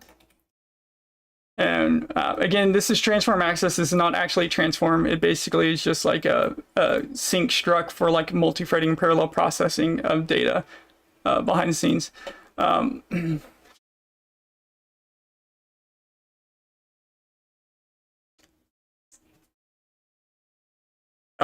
you added, okay, Swamp, have you added like the CSC file? Because a lot of times you'll need to add like a CSC file for it. I can actually open up a project and show off what I mean by that. Just a warning, even if you set up the CSC project, Unity's inspectors do not have support for records. So if you're trying to use like a record thing, so like a public like a record or so forth, Unity will not have them appear or serialize inside of the inspector unless you actually like implement like certain interfaces and do like custom stuff for the actual like record class. Yeah, so no, I'm not kidding. It's literally just a weird random file. Like I'm trying to remember where it's at. I think I have it in. Let me see if I can find. It's literally just like a file that you put in here. Let's do. I can actually like show you how to do this real quick if you want. So you can actually use this. I want to make sure before like let me actually bring this up so you guys just wondering. So there's actually like a file called like a CSC file. It's basically a compile options file. And you can actually set the language version, and you can actually override your C project data for certain assemblies with it. and basically actually allows you to basically do some interesting stuff. But yeah, so I'm trying to do. If I remember, I try to remember if it needs to be like a. I think I can just do this. You know what? We're gonna test it out. It's been a while since I've had to do this, but I'm pretty sure I have it somewhere already. Can't remember if it was for editor or if it's for like I have it in one of my assemblies already, so I can actually like show you a working example. The reason why is because like I was having, yeah, here it is. All right, so here I can actually show you how to do it. Let me actually like yeah, let me actually grab this just so you can see this. Yeah, that's literally all it is. So do csc.rsp. RSP is the file extension for it, and you can actually just put in like you have to match the actual like values that's actually shown inside of the assembly profiler, or like the assembly C# project. So if I actually go here, notice how there's like a language version, like it says language version, and here I just actually tell it to override it. Do note no capital cases, so if it's with the C# C proj, if it says language version with capital L, capital V, you do lowercase l, lowercase v, and it starts with like a dash, and you can actually like just tell it to like change whatever. Like, okay, so I'm going from like C# 10 language features, and now I'm telling Unity, hey, this assembly, let it support like C# 14 features. And again, C# features, not like .NET features. So if I actually like go here and actually like set it up, whenever I actually go back into my project, it's okay. Well, one second. I forgot that that project opened on a different monitor for a second. All right, so here I'll bring it back over here so you can actually see it. So let's do this. So I'm gonna change this to like, let's say C# 13. So save this file real quick. And you know, even you'll notice that, hey, in val language options, you can see that the current IDE I have open is actually older version of JetBrains Writer, so it'll actually give you like some errors and stuff. But if I go to like language version like 12, it should say like it should actually reload the domain and actually should update the like assembly compiler to. Yep, there you go. So like as you see, and now if I actually go to like that actual assembly real quick, I can actually show that it should say language 12. So if I actually go here, let me make sure I'm actually like should keyword is should thing. Assembly definition if I actually go to the actual, no, it should actually be inside my C project. Okay. All right, I actually have that in package. I got to go to my Immortal Chronicles thing. But once you actually like do the like csc.rsp and you set up a language that your IDE actually supports and that Unity actually knows you have, it'll recompile your project. As you saw, is pretty quick. And then once it's recompiled, you should be able to use that C# language. And it's literally just a single like line of text file that you put inside the same folder as whatever assembly you want to update. So like right now, I want it to have like C# language 12 be supported for whatever code I have inside my assembly definition for my custom physics system. So I just put that file there. You know, this is a custom package. If you want to do it in your like scripts thing, you can literally just like create a custom assembly and then like drop that file, and whatever code is inside that custom assembly will be updated. You know, CSC and like the RSP like file stuff is technically not supportive officially by Unity. So if you might run into weirdness, but everything compiles, and you're like, I haven't run into a single time so far, keyword so far, that I tried to use like a newer C# version feature and it caused an error. Like as long as the IDE I had supported, and as long as Unity actually has like the backend assembly for it, I was able to actually like compile and have no issues. But if you want, I can actually add a tutorial to like the GitHub repo to actually show how to do that. Like it's it's kind of a interesting thing if you want to like go ahead and like start playing with like newer like C# features. Okay, I have like 3 Unity projects open. I should like shut that. But if you have any more questions about that, I can also show like more and stuff on it. I know that's like not a thing that people normally think about or knows like something that people actually like do often, because again, Unity doesn't officially support it. It's just something you can do. It's also like technically you can also use .NET features, like newer .NET features. Let's actually go to I believe it should be under my yeah, C# utilities. Marshalling, yeah. Technically you can actually grab new .NET features and actually tell Unity to implement them. Like for example, I want it to be able to cast spans or like list to a span, but Unity didn't have the .NET version that supported it. You can actually like just tell Unity like, hey, this is a copy of a newer .NET version C# class. Use this for your interpol services, and Unity will actually just say, okay, so whatever you want, like .NET newer feature that uses this class, just reference your file and use that API. So you can actually do this to actually just shove in .NET 10 API into like older versions of Unity. So I really got tired of not being able to like cast list into spans. So I literally just was like, okay, I'm adding that .NET 6 version to support to Unity myself. So you can do stuff like that if you really want newer .NET versions. You know, like that can be done back to like Unity. Oh God, I think Unity 2023. Yeah, 2022.3 LTS. You can do stuff like that.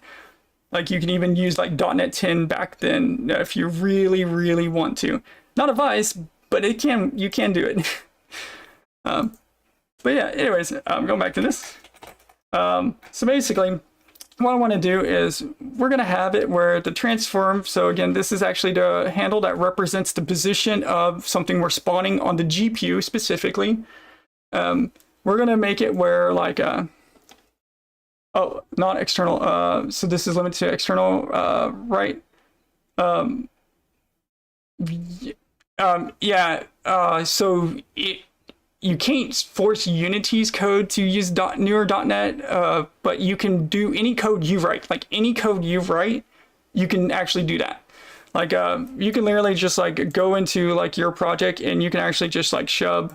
Like I can literally just create a actual assembly right here. Like I can just do this. I can just say, I'm going to just say test. I can just go in here. I can just create an assembly real quick. I can just say, once I created that assembly, I'm going to just say new assembly, yeah, just for fun. And then all I would have to do is like in this new assembly, just create a new file. So I'm going to actually go here because I already have like a file already created. So if I actually like go here, and I can actually just go into like my project that had like the RSP file and stuff like that. And I can literally just like copy that into this same folder. So like I can actually just say like I can just create like a new file here, and I could just say CSC or csc.rsp and just do that language version thing and just shove that file into the same thing. And then any script that's inside of this assembly will just work with whatever language you want. So it doesn't have to be like an externally injected thing. I just have them externally injected because for anybody wondering, like all my code is public. Like I have like my entire like Vampire Survivor copy, my Metroidvania toolkit. Like I just have all my code like public. So I have like all my stuff like external. Like if anybody's wondering about like, do you know, like it may not be stable because I consider them alpha tests. But like I've been making like packages for like a newer versions of Unity that has like the built-in dialogue graph system and stuff like that. So I had to actually set them as external assemblies just so people can like import them through like the actual like package manager. Because like if I actually go to, sorry, I'm gonna like switch up contexts so much, but like if I actually go into like my actual like package manager, you actually see like I actually have my own custom like sprite tool editor, and then my own like top-down ARPG that I use to like recreate Legend of Zelda games, and also use to recreate like a Vampire Survivor. Since I had them as external packages, I actually had to set them external for my specific use case. But glad I was able to like explain it. I know I'm not very good at explaining like stuff sometimes because, you know, ADHD thing.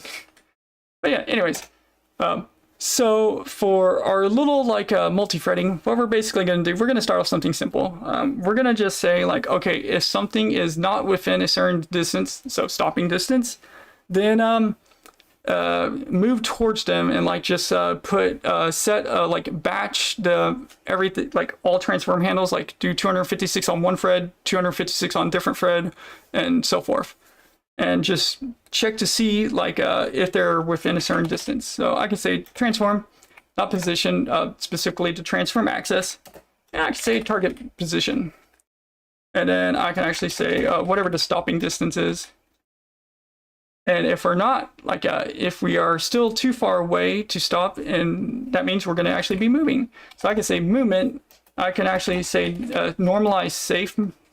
So I'm going to say normalize safe. And we're going to just say target position minus the moving position. And basically that moving position will actually get the current object's position that the GPU is actually like actually has spawned and so forth.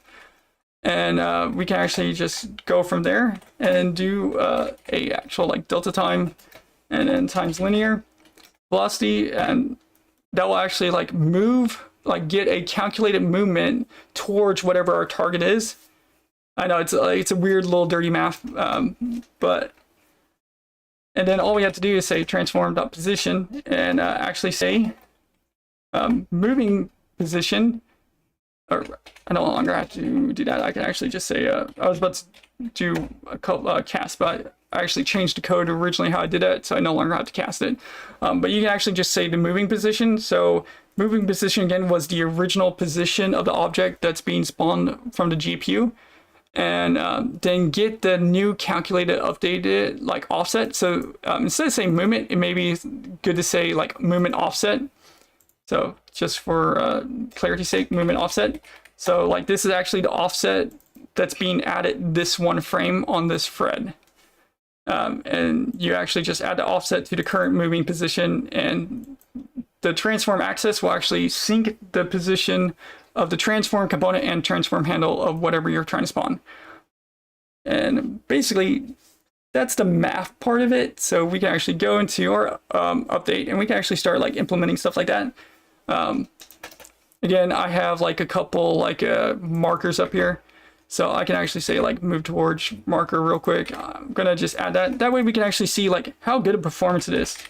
Now I'm gonna just say begin. So do note Unity automatically strips these out in non-development builds. So if it's actually a release build, this will actually be stripped. That way it doesn't waste CPU. And then we can actually just start creating our job. So I'm gonna say equals new.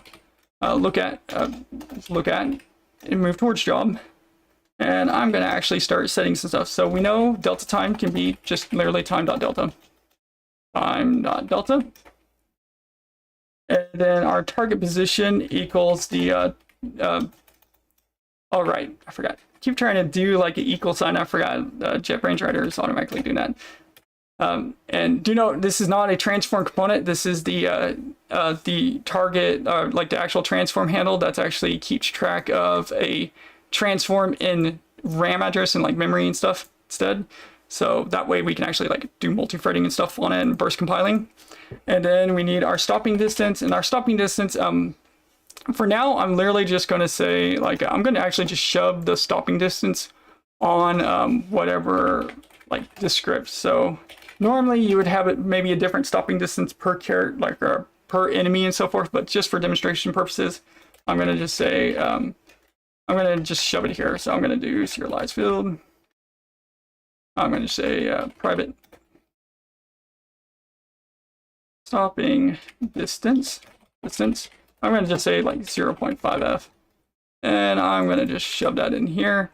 And the reason why we're setting it up here is since we're going to be doing like some burst compile with static methods, I can just do it outside of a static method and then not worry about it later.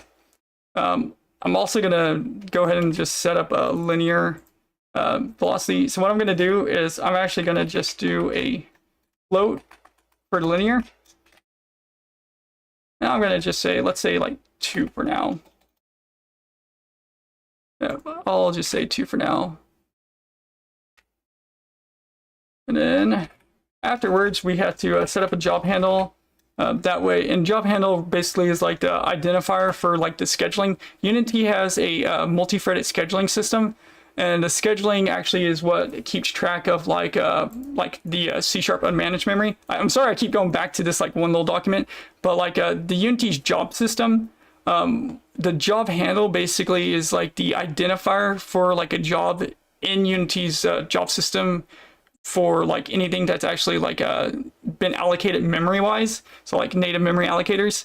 So that's actually what like kind of like a job handle is. Like that's a dirty explanation of job handle, but for now that's good enough. And since we're actually going to be doing a iJob parallel for transform, what we want to do is we actually want to say schedule by ref. And I'm actually going to just shove in our like actual like transform access array. So we have like our little like a transform access array. I already forgot what I've named it. Moving transform access array. We're actually going to just pass in that. And basically this moving transform access array, whenever you pass this into an actual like the iJob parallel for transform, whenever you pass in a transform access array here, the iJob parallel for transform will actually batch and separate the array memory buffer. So like the transform access array is a custom native collection. Like it's literally like a native array and native list. It's closer to native list actually, but it's it's literally a special type of native collection like the native list. And basically it has a like the capacity thing I mentioned earlier. This is actually where we're going to be like talking about it, like where I talked about like how you could actually do like the capacity stuff and how it's important. Basically all this does, it keeps track of like the capacity of the memory buffer in RAM memory itself, like RAM address, and it says like, okay, hey, how many bits is the representation of one transform?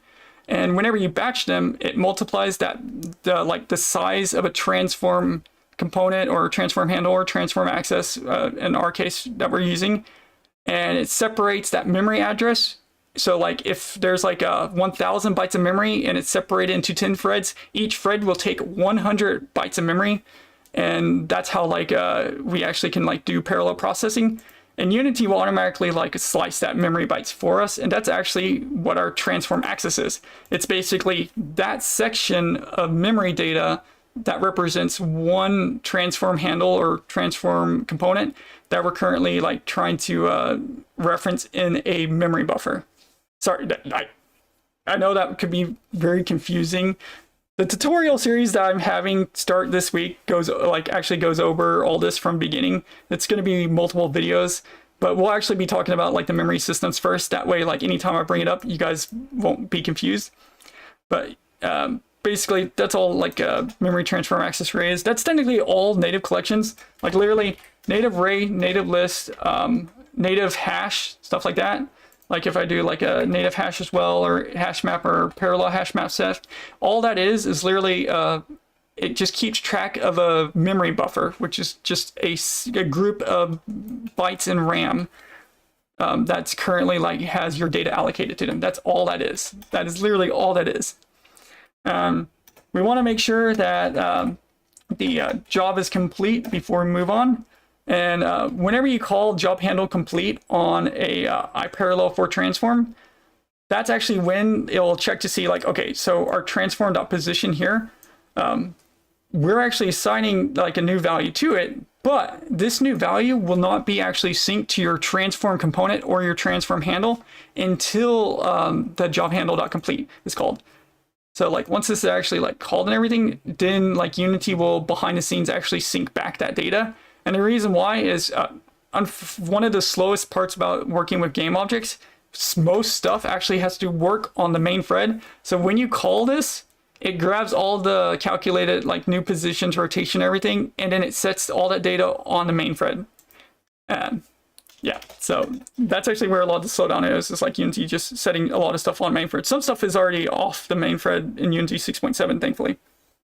And before I forget, we can actually say like move transform like marker. We can actually like say that, and we can actually say in. That's actually literally our actual like multi-threaded job. So this is actually, we'll just create a multi-threaded job that's actually like batched. And we can do a few more things, but for now, that's actually all we need to do for that. What we need to do now is actually set up a way to actually like add and spawn new sets of waves of enemies. So basically, and that's actually why we have this as static. So let's create an object spawner. I'm going to actually go here and I'm actually going to create like a little object spawner. Oh yeah, I forgot to lock it. So we can actually have a object spawner script. And the reason why I'm doing the actual like spawner, like object spawner initialization different script. Let's say you have like something like Vampire Survivors, where you have like different waves of enemies. You can literally just say have like one object spawner have a different set of like wave of enemies to spawn. And then you can just pass them. Also, yeah, ignore the like this for a second, the static constructor and everything error. I got to do one thing because oh wait, it's used by another static constructor. Oh right, fun fact. Okay, this is actually because the auto static cleanup thing. I gotta actually change one thing real quick. This is actually, you should only see this inside of Unity 6.7. Just heads up. This is actually because of like this like the auto static cleanup. I forget. Okay, so I actually for specifically this case, depending on what you're doing, you actually cannot do like that. You actually cannot do that for certain cases. But yeah, in this case, we actually cannot do. We can't actually set that initially, and because of certain stuff we're actually going to be like doing. Fun fact, whenever you have like an iJob, when Unity recompiles your code after saving it, Unity actually has this fun little thing that's hidden inside. I think they accidentally showed it inside the API manual. I don't know why. This shouldn't be, well, I guess people can see it. I can actually show this. There's actually a thing inside Unity's manual that specifically says, hey, please don't touch this. I'm not kidding. Like, let's actually do it. It's like a part of the actual like oh god. Okay, I was gonna see if I can remember where it is. I believe it is actually by yeah. Oh, did they actually remove it or did they move it? Okay. Oh yeah, I think they actually moved it to like the when they like actually like put in the actual like collection stuff. They might have actually finally moved it into like the Unity low level stuff. So it should be here now, right? Oh yeah, producer. Yeah, there it is. So fun fact, whenever you compile the code, Unity actually pre-creates stuff behind the scenes before entering play mode or even like whenever your player actually opens up the project. And because some of the stuff is pre-compiled, you can't actually use auto static cleanup on certain stuff. I actually forgot about that. That is Unity 6.7 specifically. Technically, it might actually give you an issue like before Unity 6.7, but Unity 6.7 actually finally added warnings because people actually didn't know that was actually like happening behind the scenes. And Unity finally was like, oh, we should add a warning for that. Yeah. All right, so let's do this. Let's actually do our spawning. Now there's several ways we could actually do our spawning. Because like the transform handle manager is what controls like the movement of our objects. I'm gonna actually just say like let's just say like spawn count. I could do, okay, we could use entity ID or we could do game object. We'll do both. We'll actually do both. Because you actually just use an entity ID to actually spawn a prefab. You can actually like, there's actually ways to like like Fred, like multi-thread and like parallel process, like game object instancing. Fun fact, that's actually this method, instance game objects here. That's actually what this is you can actually like pass in the NC ID instead of a prefab to spawn objects in certain scenes. It's very fast and nice. Let me actually, I'm gonna pin these, that way I don't have to lose them again. I'm actually gonna pin this one too because I'll actually show like both ways to do it. So I'm gonna have a game object for now, and I'm gonna just say object or enemy to spawn, and I'm gonna have a private entity ID as well because I'm gonna just show both ways to do it. Enemy ID. We can have fun with this one, and let's go ahead and create like an offset because at the current moment, if we just spawn them, they'll all spawn in the same spot. So let's add like a little offset. For now, in this specific case, it might actually be better performance to actually do like a. Actually, no. If we actually run into like a burst compiled code, we could actually do that. You know what? Okay. For now, I'm going to keep it as a vector3, and I'm going to say on offset range. I'm going to just say new vector3, and I'm going to just do a 1010. I'm going to do 0 for the Z since I'm going to just show off like a 2D version of this. It'll work for 3D as well. And actually, I could do, I mentioned that we could actually set up the linear velocity and stuff here, but yeah, we'll actually keep it in the other one for now. We do need a actual unity.mathematics, and I'm going to just say .random. I'm going to say random, and we're going to do void awake,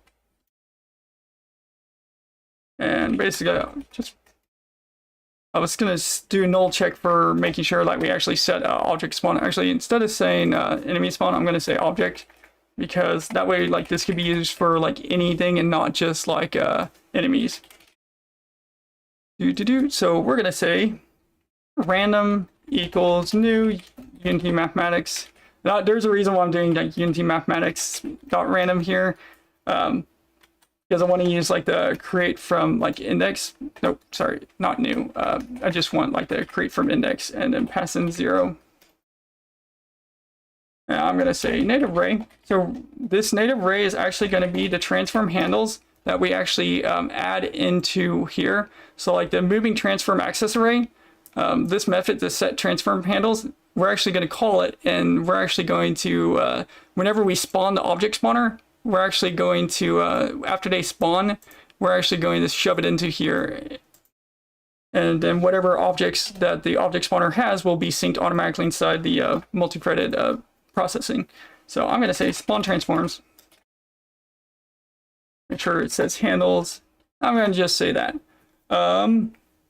You're going to see some weird code. What I'm about to do, some of it might not be well, I know like some of it might not be the best performance. There's actually better ways to, like better performant way to do this. But for simplicity's sake for explaining, I'm going to do it a slightly less performant way just to explain this at first. I'm going to just say transform handle. I'm going to actually say handle. And I'm going to just actually instantiate. We're going to do normal game object way first. I'm going to do object to spawn. And then whenever you actually instantiate an object, instead of just returning game object, just return the actual transform handle. And what this will do is it will still spawn the game object, but it'll also return the transform handle. And then I can just say like the spawn transform handles that I actually like created native right here. I could just say and I could actually just set it to the newly spawned handle. And then I can actually just check a couple things.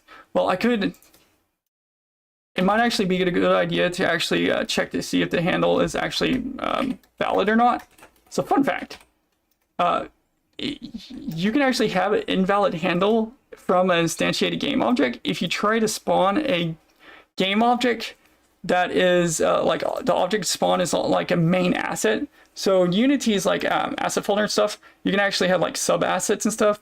You can actually try to spawn a sub asset instead of a like main asset, and you can run into some weird cases where you might actually have like invalid handle. I've only ran into this once, but it caused a nice little crash in like a test build, and I have, from safety, I've always like actually just added that check just in case.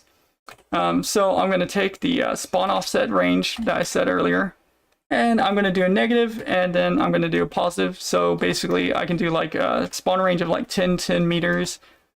And all we have to do here is I can just say transform handle, manager specifically, and that moving transform handles list I mentioned, I can actually just check. Actually, I could just check whenever I'm like doing this. Actually, yeah, I don't need to check it here. I can actually just do this instead. I could actually just say, actually, there's a couple things I could do. I could actually just like actually, no, let's actually do this. I am going to check for creation here, and reason why for now there's another like a method I should add to the transform handle manager, but for now I'm actually going to just grab like the actual like moving transform handles. Oh, did I set that as a list or array? Pretty sure I set that as array. Okay, yeah, no, it can be array. I was thinking because I can just do like copy from. I was about to say, I think I might have meant to set something up real quick. And basically, I'm going to see if it's not created. I'm going to actually say moving transform handles equals new. And I'm actually going to set the initial like length and capacity of it. I'm going to just say allocator persistent for now.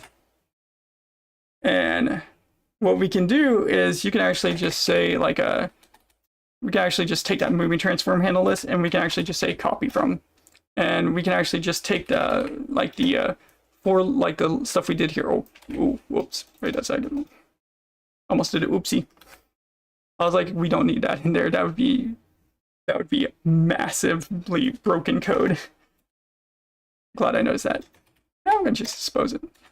So for now, just for testing purposes, just show this off. Basically, what I'll do is inside the object spawner, I'll actually get the moving transform handle list, and I'll just see if it is created. I'll just actually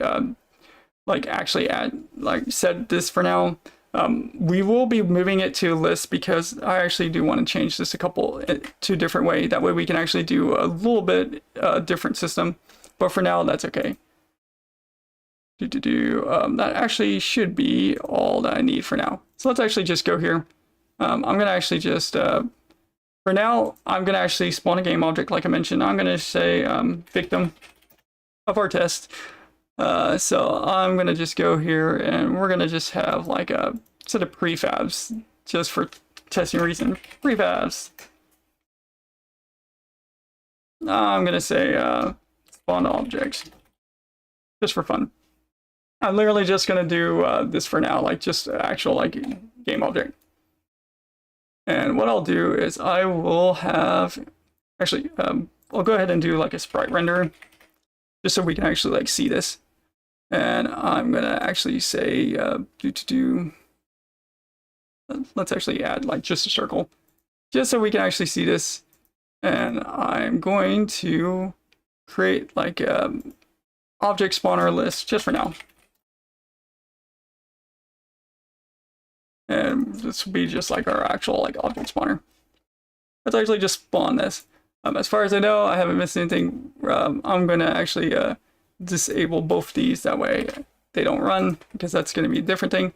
Then hopefully, if I haven't missed anything, yeah, okay.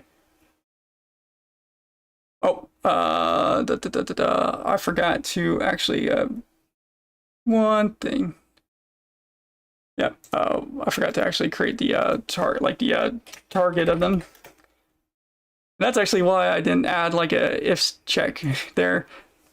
Oh, you know what? Or did I make sure that? Oh, no, not resource. Oh, actually, you can't do using here. Fun fact. So you see how I'm doing like spawn transform handle, like open and then close, get an index. you can't actually use using. I was thinking for a second, maybe I should go ahead and add using here, but no, you can't. If you actually do using here, it actually makes this read only, so I can't do the equals handle, but that's okay. I actually remembered to dispose of it down there. You know, again, little still like tired from little heat stroke, so brain not fully functioning. Well, let's actually do this. So let's actually have it and then like spawn it. And there you go. Zero, like almost like no frames. Like second I lift off my button, you can spawn like thousands. We can go 100,000. Do you know, since this is a game object and I'm in Unity Editor with OBS opening, I probably will have a slight drop, probably, or like a slight delay. Yeah, I kind of figured.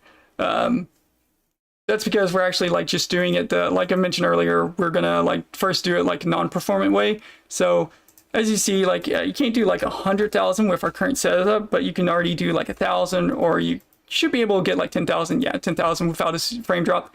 It's once you get over 65,000 specifically that you start to get like frame drops depending on your computer. Again, this depends on how many threads you have on your computer, and the reason why I say 65,000, 65,556 should be where you start to have like a, depending on your like memory settings, depends on, that's when you might start getting lag in editor. Reason why is basically since Unity actually only dedicates a certain amount of memory to your actual like multi-threaded commands and stuff, like the fast thread shared memory. Once you go over like the set 64 blocks, so you'll notice it says 64 blocks and each block is up to 2 megabytes. Once you actually get over that 64 block thing, Unity actually falls back to a slower memory allocation, and that actually can cause like a basically like a lag compared to like using the actual like faster memory allocation. So if you actually go over like the allowed memory block that Unity has set default, it'll actually go to a lower performant version of like the temp job and stuff. That's actually for my computer specifically, that's usually over 65,500 or 656 and or remember, I gotta remember if that's the right number. It's the power of 2 that's around that value. Once you get to that point, that's when Unity starts to like lag for me in editor specifically. So if you ever wonder like, okay, why does power 2 cause lag? It's because the bits being like increasing the capacity and actually like going past the actual like memory block allowed usages. But here's the thing, that's not fun. We're spawning game objects. That sucks, right? Let's not spawn game objects. Let's do something different. Let's send data to GPU directly. So I could actually go here and let's actually before we send data to GPU, let's actually talk about something else. Let's actually talk about like instead of spawning game objects by like just instantiate, let's talk about like spawning game objects from like actual like entity ID. So I'm gonna actually like let's just prevent this, like shut off the component and the game object. And we'll actually go in here and let's actually talk about this entity ID spawner thing. So with the entity ID spawner, like same thing, I can actually like spawn. This one I haven't like set up to use transform handle, but I wanted to at least show how you can actually spawn thousands of game objects in a single frame without like any issues. But basically how this works is it's similar setup. You actually have a actual like instantiate game objects method that Unity added. This basically takes in a entity ID instead of a prefab. The entity ID, like I said earlier in the stream, I mentioned how handles, like if you see anything that says handle, so like a transform handle or like a physics handle. So like if you see like Unity's like physics handle inside of the new like high performant like physics stuff for 2D, if you see anything like that, literally the handles are just like a catch ID to like a object that's in native memory. You can use like the instantiate game objects thing to just pass in the entity ID, which is literally just a ID or like a handle for game object, or it doesn't have to be game object. It can be any Unity object, keyword any Unity object, or anything like that synced into like native memory. And you can actually just use native arrays to actually spawn a huge amount of like entity IDs and stuff.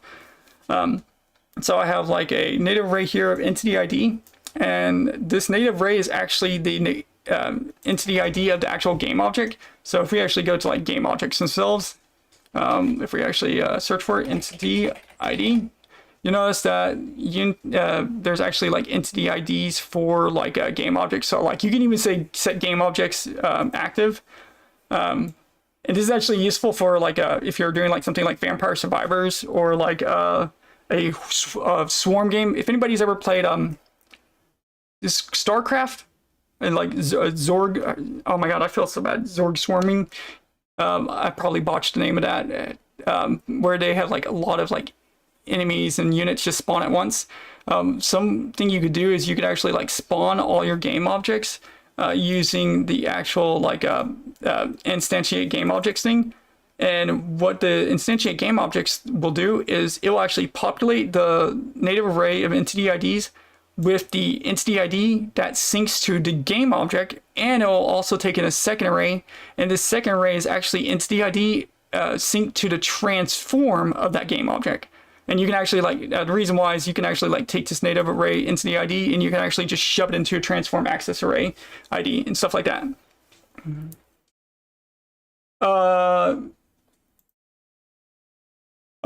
During the stream, I can actually like check it. Oh, I think you actually sent that message like during the stream. During streams and stuff, Discord actually automatically turns off notifications so they don't appear on stream. So I actually did not get your notification. Discord actually will send like notification for like ping messages after usually when you exit streamer mode. So I can actually like look at that. Are you talking about like the feather glow effect? Oh, that is weird. For anybody wondering, I actually have a Discord where I actually like try to help people. Okay, yeah, I can actually, after this, I can actually like take a look at it and help you with that. Oh, is that for, by any chance, is that for like the UI toolkit? Yeah, just a heads up, this might not be related to it, but there's actually a bug that was recently fixed. By recently, I mean literally this week, where the UI toolkit actually had like some like transparency being pre-multiplied and multiplied instead of just like pre-multiplied. It was doing both pre-multiply and multiply in certain like shaders inside like the transparency pass. But I can actually like help you with that right after stream. But yeah, okay, that's what I figured. I can definitely help with that because I have an idea of what that might be, but I want to check something before I say if it's right or wrong. I can ping you after stream and I can actually help you with that. And I have no problems helping like people inside the Discord server. That's kind of why I made it. But yeah, let me finish streaming, then I'll jump into that and I can look into it for you. For what was I saying? Oh yeah, native entity IDs for transforms. Yeah, no problem. For native array of entity IDs, this is actually the second array that it takes in is actually just linked to a transform. And like I said, you could just send it into a transform access array. In fact, if I actually go to the handle manager here and I actually like do this, you'll notice that moving transform handles, I can say add, sorry, wrong one, I meant to say transform access array. If I actually say add, sooner or later add, you'll notice that there is a add entity ID. So instead of doing a transform or transform handle, you can actually just add an entity ID. And that's actually the use of this. So you can actually do instantiate game objects. It'll populate this array of entity IDs that you're transform, and then you can actually just take that, and you can actually take this populated array and shove it into and add it into a moving transform access array, and it'll actually sync the transform of your newly spawned objects inside of the access array that's actually used inside of the iJob parallel for transform. So like whatever your job you're using to multi-thread your transform updates inside a single go, and it's way faster than like this. It just has some caveats. For anybody that hasn't used this method, whenever you get a entity ID, you might have to cast it back to the actual object. That's actually where this resources method is. Resources is not just like for the resources folder. People probably know like Unity sometimes has like a folder called resources that sometimes has like special meaning. There's actually a class called resources itself, and that class is actually for like loading resources in memory. That can be the resource folder itself or entity ID handles. So you can actually see there's like methods for entity checking is entity ID valid, or like seeing if like a list or array of entity IDs are valid in one go for like batching for better performance. And then there's the entities ID to object list.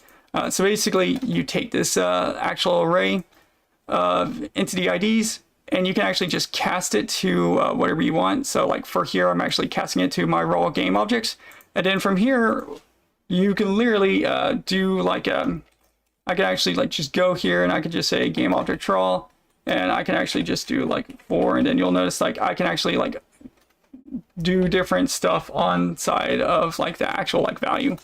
Do note entity IDs to object lists actually converts everything to actual like raw object in Unity. It's like the actual like a Unity object itself, not like a C# object, just heads up. But once you have that, you can literally do everything you normally would do on like a game object transform with this stuff. And you can even see here, like down here, I'm actually like setting and doing some weird spawn stuff from it. But, oh, sorry, no, this is actually like a test. I was actually testing like which way is actually faster. So I was actually testing, like you can see I have markers, and I was testing inside the profiler to see which way is faster, just doing a for loop, or actually like doing a instantiate game objects. The more objects you're spawning, the better the performance of this is. So there's actually a point where it is actually faster to just spawn objects in a normal for loop. So be careful with that. If you're doing anything with like native arrays and like iJobs and stuff like that, depending on how much you're doing or like what you're doing, I'm not kidding, it can actually be way faster to do it on a single thread, on the main thread even, in just a normal for loop. So always test, like always, that's why I always have like markers and stuff for testing. But yeah, so let's actually send this to GPU. I mentioned I was going to do that earlier. Let's actually go here and let's actually talk about like how you would do that. So let's do, let's actually do, let's actually, I'm going to just call this render graphics or tutorials. Now I'm going to say graphics. Actually, you know, it might be better if I just say like I'm trying to think. Yeah, I'll just say like I'm trying to like give each folder like actual meaning. Let's say just render sprite instance. That's the actual name of the method that we're going to be using to like send all this over to the GPU. That's actually a Unity render. Well, sorry, can't even spell. Let's do yeah, let's just say render sprite batcher. Let's actually show how to like shove like literally everything we just did, but on the GPU side of things instead of the CPU side of things. I'm actually going to like save all this and actually move this up here, and we're gonna actually pin it and start using it. Let's actually like talk about this. Let's do burst compile, and I'm actually gonna get rid of all this. So let's say let's actually talk about like what this like command is. So Unity has this thing called and we're actually going to be, first I'll just actually type it out. There's actually like a thing called like graphics, and then it's like render sprite instance. And what it does, it allows you to like pass in a renderer param, sprite param, and instance data, or with like a submesh indexing. So for anybody wondering like what does that mean? Well, there's actually like a thing called like renderer param. Actually, I don't even think this is actually like serialized, so there's no point in serializing field. Unity hasn't serialized that yet. But render params is basically what you would use to like say send to like the command buffer with like GPU direct commands, like what material you're using, what shader you might be using, and stuff like that. And then when you're working with like 2D graphics, there's also a thing called like sprite params. And it basically allows you to like send like sprite related data, so like what kind of sprite you want to like spawn and stuff like that. So I can say like sprite params here, and then 0, and then I can actually like send in certain data types. For the render a sprite instance method, you'll notice that it has like a native array T or read only span T, stuff like that. Basically, like the T part can be any data unmanaged. So what that means is like I can literally just shove in any data I want from the CPU to the GPU and say, hey, Unity, use this data for GPU. What we're going to do is the position that's calculated from transform, like this like transform.position, we can actually just shove it into like a matrix 4x4 and tell the GPU to use that as its data rendering instance data. And the GPU will literally take that position and just render it outside of a game object and outside of an entity component. So like we can literally just tell the GPU itself to render our like objects for us without needing to actually like render them inside of like the hierarchy. And that has a lot of performance improvements in several ways. You just got to be careful like how you're doing it. So let's actually like go over like all the weirdness that you need to do with this. As mentioned, the render params can take in like materials and like shader stuff. So I'm going to actually do a sprite material. And this actually does support shadows and lighting. So if you want to do like render a crap ton of enemies, again, Vampire Survivor test, like Vampire Survivors was like the test I did for this, was remaking that. You can literally have a lit sprite material and it'll actually calculate like lighting and shadows for you. So you can tell it like what kind of sprite you want to do. So let's actually grab an enemy sprite from my project. I'm actually gonna just grab a random enemy sprite. It could be a bat, knight, something. Could be the demon wolf. We'll just grab something from my project so we have like actual like thing to look at instead of a white blur. And then I'm gonna actually go here and I'm gonna go ahead and just like grab this stuff because I don't want to like type some. I don't want to have to like retype some of this stuff out. I'm gonna just say don't need that. Oh, you know what? I could have just, I forgot.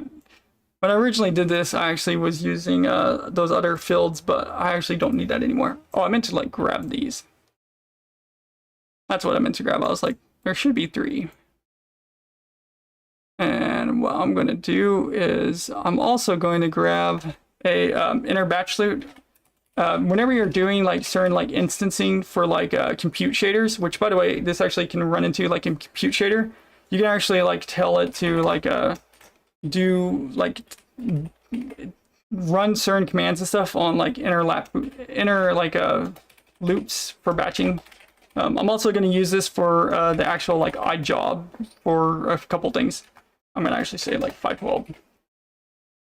Sometimes you might want to start off small actually and work your way up and figure out like what is the best performance, because basically what we can do is we can separate all the like the calculations for like the initial like transform position that's being sent to GPU in batches, and we can tell like 10 different threads to like calculate the position and move them and send the data to the GPU. And when one thread finishes every like calculation in its batch, it can actually steal part of the remaining batches needed on another thread and actually speed up stuff. And this is basically like what we're going to actually say, like, okay, this is what we're going to have per batch on each thread, and so forth. Sometimes you might want to start off on like maybe like 32, I don't know, depending. I'm actually going to, I'm going to actually do like a lot of this. I'm going to actually do some of this inside of, actually, let's actually do parallel riders. I'm just trying to think like, instead of like just showing you guys the same thing that I've already showed, let's do parallel riders. I don't know if anybody's ever seen like parallel rider in chat, but yeah, let's actually have fun with that. Spawn positions. Yeah, let's actually have fun with the spawn positions or stuff like this. Instead of like just copying over the old code we done, we can actually do, so whenever you do like a native list, this only works on non like static like native collections, so like native arrays and stuff can't work with this. You have to use a native list. If you actually declare a native list and then your period, you'll notice there's actually a thing called parallel writer, and you can actually use this to actually like write directly to the memory thing, because like what we're kind of doing here is we're actually writing to a value that is later synced to the transform component and transform handle. But we can actually just, instead of like calculating it and then syncing it later, we could literally just write to the memory address directly while the like iJob and like multi-threading calculations are actually running. To do that, we use a parallel writer, because you actually cannot like modify the values of the native list directly. You actually have to use the parallel writer to modify the data. So we can actually say positions writer. And I'm also going to have like a, I think I probably should have like a matrix x4 writer, because basically we're going to calculate the positions and that's going to be showed into a matrix. And this matrix 4 is actually the data that's going to be sent into this render sprite instance. And that's actually going to be what the GPU uses to render the object or whatever we're doing, and actually render into correct position with correct scale on screen, stuff like that. It gets really messy, fun messy. Like, it's not a bad messy. It's just, you get used to it. You get used to like working with stuff like this. I'll go ahead and like that way I don't have to like rely on like a target transform. I'm actually gonna just like copy most of this. Instead of using like a transform access array, we're gonna just focus solely on the matrix 4x4, just so I can show like different things that you can do. All right, so what we're gonna need to do is I can actually just say in a void awake. I can actually just go in here and I can actually we're gonna do the same thing, random equals like unity mathematics. Dot mathematics dot random. Specifically, I'm gonna say create from index 0, and then I'm gonna say spawn positions, and we're gonna say equals new native list float free. I'm gonna say spawn count. Actually, I should have this be like multiple, like yeah, let's actually have this be a multiple, like power 2. Almost broke my own like rule that I said earlier. Allocator, I'm gonna actually just say persistent. This might actually be a we might actually turn this into like, instead of making this persistent, we might actually like put it as a temp job. I might change this a little bit, like how I was originally like thinking of doing it. And then what we're gonna do is there's a way. So like whenever you create a native list, like the spawn count, that's actually just creating the capacity for the memory buffer that the native list represents. There's actually nothing in it. After you create a native list, there's actually a thing called add replicate. And you can actually just tell the native list to just replicate like something like a certain value in all of the sections of the memory buffer. That way, like no value is actually like invalid. Like there's actually a valid value in every single section of the memory buffer that the native like collection is like representing. That prevents crashes, memory leaks, and a few other issues like memory corruption. So I mean, Unity has some like safety stuff behind the scenes that also does it, but still, it's better to set it up. And there are some cases where you can actually like get like Unity compiler warnings if you don't have like a value there. So I'm gonna just like add replicate. What this will do is it will literally set every single value inside this native list, like all 1024 of them or whatever value I have inside the inspector, to just float 3. That way it gives it a default value, so it's not like invalid memory. Basically, I'm trying to avoid like invalid memory allocation, stuff like that. And then I can actually go spawn position. And because the way we're doing this, we actually can just, most cases will actually just be faster initially to do this inside like a for loop. I can actually just say spawn positions. I could just say like I equals random dot next float. And I can just do like the negative spawn offset range, and then like the normal spawn offset range. That way, like we have an initial like random spawn point for all of the actual objects that we're going to send to GPU. And obviously we need to actually say on destroy, because we kind of need to make sure that we're cleaning up the spawn positions. We're going to say if it's created, spawn position not dispose. Same thing with the matrix. We need to make sure we clean that up, or we'll have a memory leak. And I'm sure everyone just actually might not need. Okay, actually, the matrix we won't need to actually dispose of it. Reason why is it's actually going to be a temp. I'm going to use a temp allocator, and it will be just like disposed in here. So we actually don't need to do that. But I do need to actually do this though, where we dispose of this. Reason why I'm doing this, I need to also say spawn positions dot not just like dispose the actual native list. We also need to dispose of the writers as well. So I need to say dot dispose. Oh, actually, wait. I don't think we have to do that anymore, right? Right. I actually don't need to do that. Okay. I think you used to have to do that. Like I'm talking like when like collections thing came out, but I don't think you have to actually do that anymore now since I think about it.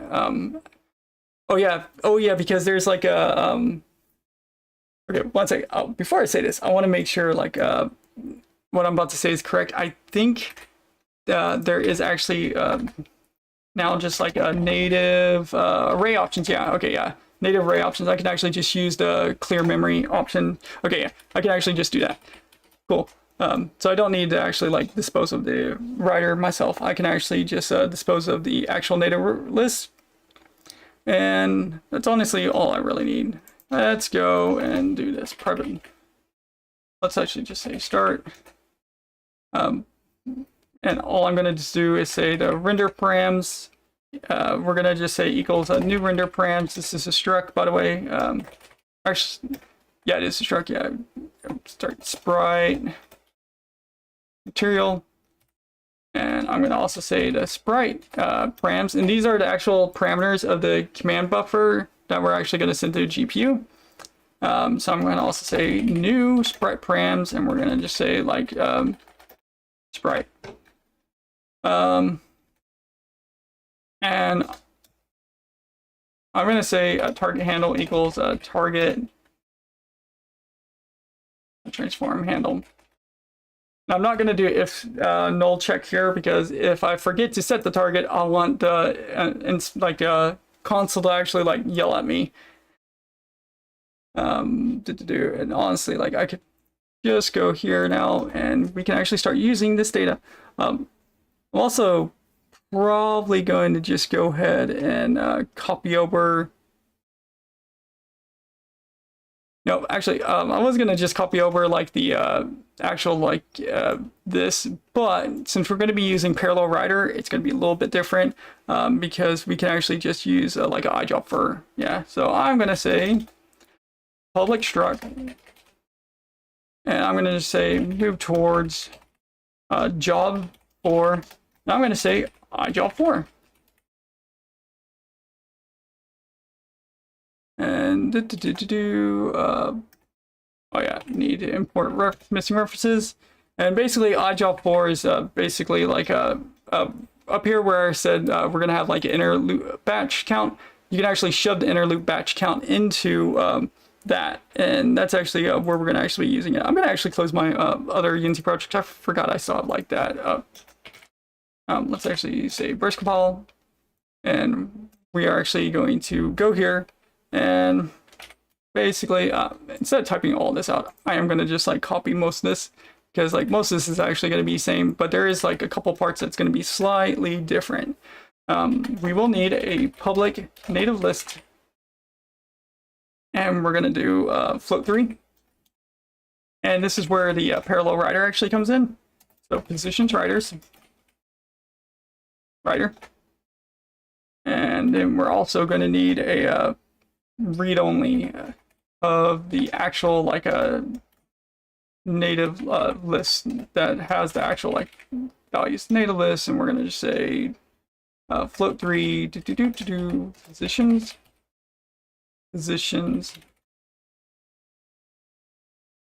And the reason why we need a parallel writer is inside iJob4s, if I actually were to try to like do like positions, let's just say index. If I were to like try to do like x equals like 5, we're not going to be able to like modify it and everything for a couple of reasons. One, it's a temporary value, but it also won't let us do it because like let's say I try to do it this way. So we have like a float 3, right? What if I say float 3 new value equals new float 3.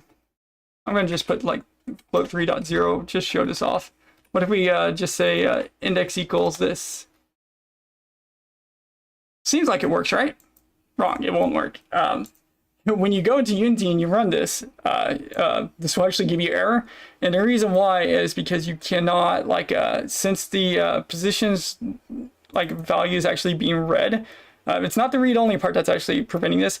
Since you're actually setting the iJob4 and you're actually splitting the batch into different threads, for safety reasons, Unity and like the memory buffer in general does not let you directly access that value. And the reason why is, what if you try to actually do something weird where you access the same memory buffer section, so the same like float free from 2 different threads? You could actually cause like thread locking, and there you go, you got a crash now. So what you do instead is you actually use the position writer or like the parallel writer. So Unity will actually like straight up like hard error out if you actually do that. So what we could do is actually same thing here. I can actually just take this math formula. I can just go in here, well, that we done earlier. But instead of doing like transform.position and all that kinds of stuff, I can actually just say, we can actually just do this where I'm saying like index. Same thing here. We can actually just say position index. And instead of doing like position index and so forth, where like we actually just like did the value, we actually take the positions writer and we actually say add no resize.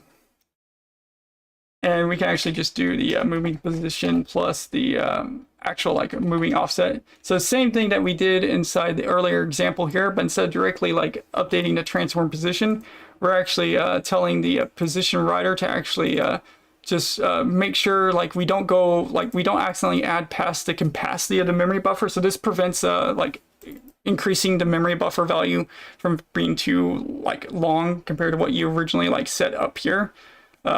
Whenever you're actually like where we're actually gonna like set up the memory buffer, we're actually gonna do that right here. It's a safety thing, but yeah, so this actually allows you to like split like the calculations and actually write data to the same object. So we're writing the data to the same list but on different threads without like memory issues. So that's actually one way you could do that. So let's actually go up and let's actually like start like implementing inside like the update thing. So I can actually say using native list. I'm gonna actually say, you know, this part, I'm gonna do it in a way that's not the most memory efficient, but this not so memory efficient way that I'm doing it is still the way that I managed to spawn 1 million objects on screen in a single frame. So even if it's not very efficient, it's still very damn efficient. Like there is a more efficient way, but I'm gonna do the non-memory efficient version at first, just because it's simpler to explain, and I don't have to use unsafe utilities. But yeah, so I can actually just say position writer. I can actually say position copy as parallel writer. So this is actually how you create a writer and actually sync it.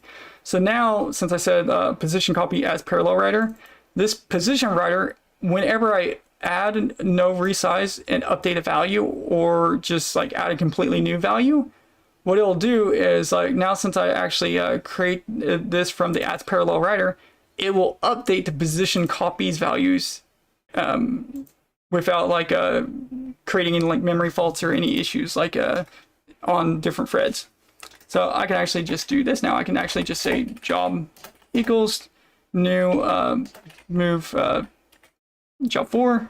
We actually go here. I can say delta time equals time dot delta Same thing, target position equals target handle dot position.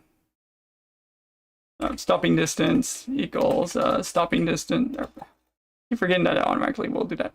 Actually, wait. I don't think I've actually. I actually need to I need to copy these real quick just for testing. Like I said, I was trying to do it all in this one script just to show people like you don't need like two separate scripts, but okay. Oh, I think I actually yeah, I did them as private variables. I have a naming convention for like private variables. I actually tried to like match the .NET's like standard naming convention. So we can actually like just pass in that. The positions is literally the actual like spawn position. So if you notice, I'm not grabbing the copy. I'm not passing in the position copy. I'm actually grabbing in the original position thing. And there's a couple of reasons for that. We're actually going to grab, well, I'll type it out and then I'll explain it. That way we actually, this might be a little confusing if I don't explain it first, or like type it out first. Position writer, do that, and job handle, job, oh my god, job handle. Oh, right. Okay, so I actually originally had a local variable called job handle that I did in my original like example and test. And my brain instantly went to like trying to like just copy what I did like during my original test, and I was like, wait a second, I didn't do it for this one. And we scheduled parallel by ref. Do note we had to do parallel by ref since we're actually going to be working with iJob4 and using a parallel writer. So this actually allows us to do a like parallel processing, so like true multi-threading, like processing parallel on different like threads and cores. And you actually take in the spawn position, not the position copy keyword, not the position copy, the actual like spawn positions. And this is where our inner batch loop count that I mentioned up here comes from, like choosing how many calculation batches per like thread that we want to do. And then actually say default, and I'm actually going to say default job handle here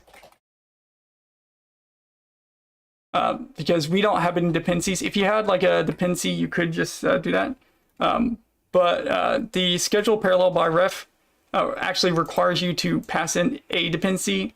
So if you don't actually have a dependency, just type it, just do default job handle, and it's valid, and you won't have like any issues. And then we can just say job handle dot complete. So that will actually give us like the updated position, you know, of everything for like the stuff that's moved and everything. But like, what do we do from there? Well, now we take the spawn positions and we actually say copy from, and we actually copy it from the positions copy. So what is happening? We're creating a temporary memory buffer that matches the same length as the spawn positions. We're taking the positions writer here, and then we're actually telling a parallel writer to actually sync the data back to position copy. And once we're actually done like writing that, we actually can safely copy that data back into the original memory buffer. So we create a copy of the memory buffer just for safety reasons. Because again, like memory allocating, like having multiple threads, like trying to write and stuff to the same memory buffer can have issues. But with the spawn position, if we actually am using that in other parts of code, which I actually would be in like a real scenario for like a Vampire Survivor like scenario, you want to actually like do the calculations on the copy and then like sync the data over. That way, like if we're doing like Vampire Survivor like scenario and the game object that this actually represents is destroyed, we don't accidentally remove something that's being calculated inside of a thread, because then you're gonna get like really bad crash. Like Unity will literally try to access invalid memory buffer data, and that can lead to like just you're gonna crash, stuff like that in most cases. So there's a better performance way to do this, but it requires unsafe utility. actually using like unsafe utilities and stuff like that. That's what I was meaning, like saying the way I'm doing it, it's the slower way, but it's the safer way. So, but if you want the fast way, just for if anybody's just like really curious, like how you do like the fast way, basically you can actually take like the alignment of, and you can actually, or like copy like a pointer data to structure, and the pointer would actually be like the actual like float3. So you can actually create like do like a, let's say, float3 pointer, and you can actually say like position pointer, and you can actually get like you can actually say like unsafe utility, like address of, and you can do like let's say, like, just for example, I'm just like doing a random example here. You can actually like do spawn positions. Let's actually do like spawn positions like 0, and do some weird stuff here. Like you can go from there, like grab a certain value and actually like grab like the actual address of, and actually like point into like a memory pointer, and then you could do some weird stuff on that. If you want to do it the super fast way, like that would literally be like the super fast way of doing it. It's just the very questionable, like are you willing to crash your players' computers if you accidentally make a mistake? Because since you'd be actually sending this to your players' computers when they make the build, that's what you're risking. If anybody's wondering, like for examples of that, I literally did that for the tile map system. I was like actually multi-threading, so it's actually like my custom like rule tile and stuff. Thank you to Unity 2D team, because I'm not kidding. I actually asked for like an example, and they actually sent me like code snippets for me to like actually learn from. Like the actual like Unity official dev team that made the tile map actually sent me examples. Thank you, because I don't think when I was first learning this, I wouldn't have been able to actually like figure out how to do it myself. But you can get really good performance. Like you can get like depending on how many cores and threads you have, you can get like a 30 times, like literally straight up 30, not 30%, 30x, like 3000% performance increase. It's weird, but questionable. Anyways. Sorry for like going side rant. I just want to show like there is a faster way to do it. But yeah, so like once you actually get your copy from, you actually want to get your instancing data, and the instance data is actually the stuff we are sending to the GPU to actually tell the GPU to actually start doing something with it. So if we actually say instance data, I'm going to say new native list, and it's actually going to be a matrix 4x4. Because if you're doing command buffer stuff and sending data to like a compute shader, stuff like that, the matrix 4x4 has like your rotation scale, your position, stuff like that. That's actually going to be used for like calculating the position of whatever you're like trying to render onto like a screen space. Now I'm going to just say spawn positions, not length, because it can literally just match this now since we actually have the data here. And then we can actually say allocator.tempJob. And then what we could do is we can actually have like a actual like matrix writer. So I can say we can actually do like a native list matrix 4, like matrix 4x4. And I can say like a parallel writer. I'm going to just say like a matrix writer. And we can actually do like new like fun stuff. And I'm going to actually say instance data dot as parallel writer. And we can actually do a couple things here. We can actually like just take like the actual like job stuff, because like this is actually just, this is the navigation of that thing. So this is actually makes like the object position update and move towards whatever our player target is. So like enemies would literally be swarming the player target. This is actually what calculates the updated position. But we also now need a way to actually say like actually update that, like actually set that position through a matrix 4x4. And the reason why I say that is because, again, we have to actually set this data for 4x4. The position currently right here is only in a float 3. So we have to actually now create a job, like a job, to actually convert this set of float 3s from just a position to a full-on position scale transform, stuff like that. I know it can get really rough. Code-wise, but I mean, it's 120, like 150 lines of code probably, but it's actually like just, you'll get a lot better performance. And if you're wanting to do like certain things, like you can yeah. Let's actually say, I'm trying to think, do we want to do like a iParallel batch iJob? Yeah, let's actually do like iJob. I think low IntelliSense. Okay. Okay, well, I don't know why IntelliSense is just like, no, fam, we are not gonna do this for you. Okay, well. Well, I got it right. I don't know why, like, IntelliSense just did not want to, like, appear there, but whatever. I love it when, like, IDEs just decide to not be useful for a few seconds. Anyways, so we'll have, like, a native list. Again, it's just going to be the original float 3 positions. So these are the actual, like, float positions that we calculated here. So we're actually going to take this, the values from here, and we're going to actually shove them into the matrix instance data. So I'm going to say positions. We can actually just do color writer, and I'm going to say positions writer. I can actually say this one as write only. And then we are going to actually just, this is going to be a fun one. This is going to be the hardest code I've ever shown on this stream before.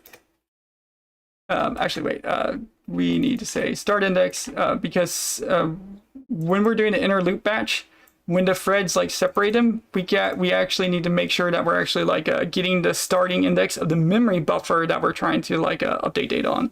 So you can just say I equals start index, and then you can say I equals I is less than start index plus count. That's actually your for loop. And this line of code is just so hard. You just got to say add no resize matrix 4x4 dot translate, and you actually just convert it over to a vector 3 from float, and you just say positions like positions just I. Actually, I originally had a like actual like a. Wait a second, I accidentally did, whoops. I was like, wait a second, that should be matrix 4x4. I meant to say matrix writer. Matrix writer. Yeah, that's literally all it is. That's all that code is for like doing like that.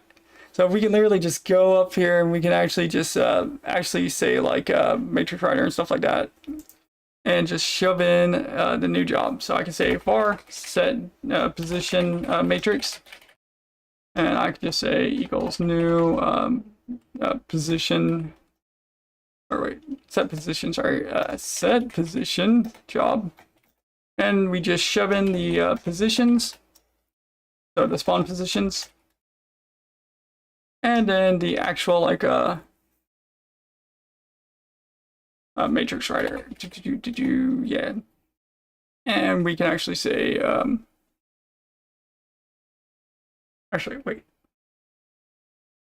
wait, for a second I said like I saw IntelliSense and I was like float 3, that doesn't make sense, but just brain power. Also, I think I accidentally like set like a matrix writer up here. We actually don't need this. We can just do it locally instead. So I could actually just do that, and then we can go here, and then I literally just have to say the same thing.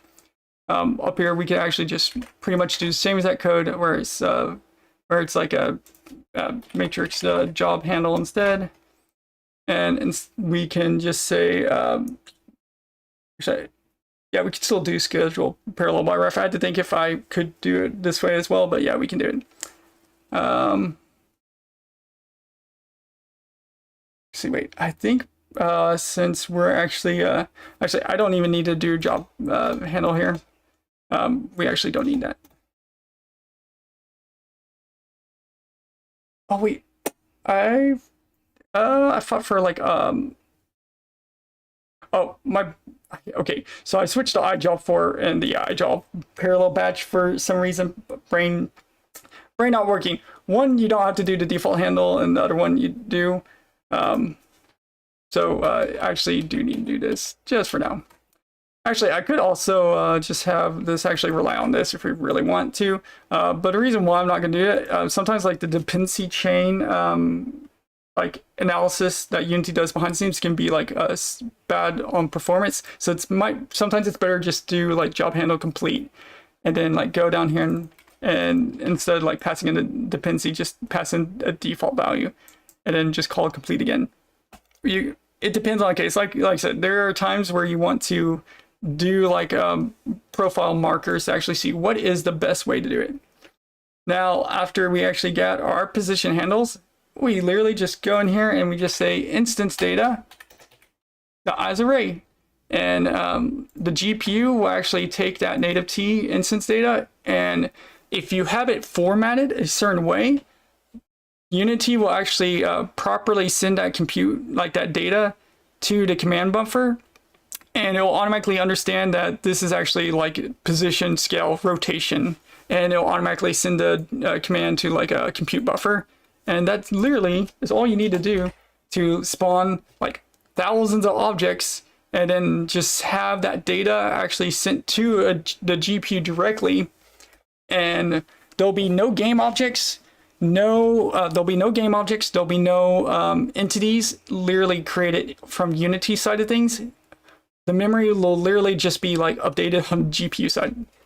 And you can still like add, this is gonna sound weird, you can still do like a health system and everything on the like this stuff. So I can actually add like a health thing and actually kill them. That's actually what I'm doing in my little Vampire Survivor project. I'm actually just like generating, like adding a health class and shoving it into like the instance data, and actually like calculating a collision inside, like using Unity's like physics 2D like custom like system that you're able to like access blocks 2D with. So I have like no game objects for projectiles. If I want to, I am adding projectiles or like game object for some projectiles for like so they can do like lighting and customs, a few custom stuff, like actually generate light, not just receive light. But you can actually make it where there's like no game objects and enemies can still die, give XP, and all that kind of stuff. No game objects, no entities. You can do some weird stuff with Unity, and I love that Unity just lets that. Okay, I think I did movie transforms. Oh yeah, I forgot. I just need to delete that. I was just showing off like that method here. Okay, so let's randomly grab a random thing. I don't want to just like grab a actual like let's actually grab just like a random. I'm gonna go to one of my projects now. I'm gonna just grab a monster sprite, and we can actually like just spawn. So what I'm gonna do is I'm gonna just say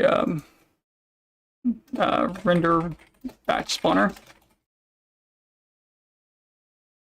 and we can actually just do render batch or sprite batch. Grab this. I'm gonna grab this. Also, literally, that what I just wrote is literally this. Like that's what it is.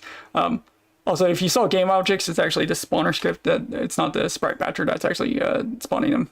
As you see, no game objects. But I'm gonna actually let's just grab the skull. I just want to actually like grab him so you guys can actually see it. So that was a different project. I'm just like grabbing this sprite in, and I'm just going to like show this off. Okay, that is not the folder that I clicked show and explore Unity. Oh boy. Whatever, close enough. Let's go to actual like believe it should be, if I remember, I shoved it in characters, enemies. Yeah, it should be undead. And let's the skull. There we go. Let's grab his. But we're gonna actually just import him. I'm gonna just put him. For now, I'm just gonna shove it in here. Oh. Whoop, whoop, whoop, whoop, whoop.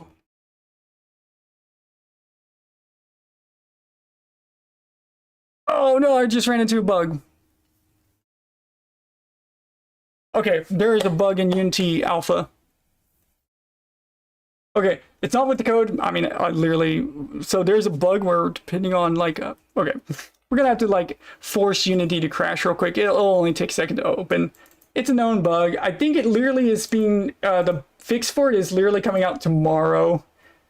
1 second. That is a Unity 6.7 Alpha 3 little fun times. Yeah. Yeah, that's actually not a bug related to like any code things. Certain asset types will crash Unity and put into infinite loop. That Unity 6.6 beta actually had that bug, and they fixed it yesterday. So it's a known bug. The only problem is, did it just nuke my scene? Are you kidding me? Oh, wait, I think I actually just have everything in here. Okay, yeah. Okay, it nuked half my scene. Okay. Yeah, don't worry about that. It's just, it is a known bug that's been fixed in the 6.6 beta, and also should be fixed in the 6.7 alpha literally tomorrow. I'm pretty sure tomorrow's the day that the patch comes out. So don't worry about that. That's the fun part of testing out alphas. Okay, so try this again. Let's actually grab. Okay, I'm gonna actually try. There's a way to get around that little fun crash. It happens on PNG and ASprite files if you have like a parallel like importing. Right, so the weird way to get around it is instead of dragging an asset into the actual like a Unity folder, actually open up the folder in File Explorer. Yeah, I know, it's so stupid, but hey, whatever works. I'm gonna do Delaney. All right, so let's actually get this guy set up real quick. None. I meant to do that. So we're gonna just spawn him real quick. Okay, yeah, skull. And then we're gonna just spawn like one of him, or actually not one of him, but like thousands of him. Let's do unlit lit material batch. The reason why I want to also create a new batch, I want to add GPU instancing. Then we can actually just do this, and I'm gonna make sure I delete the transform handle manager real quick, and whoop, whoop. Oh, are you kidding me, Unity? Okay, so like when it crashed the Singo, it might have oh yeah, okay. So when it crashed earlier, I know what it did. 1 second, I can actually just like force it to clean up certain data.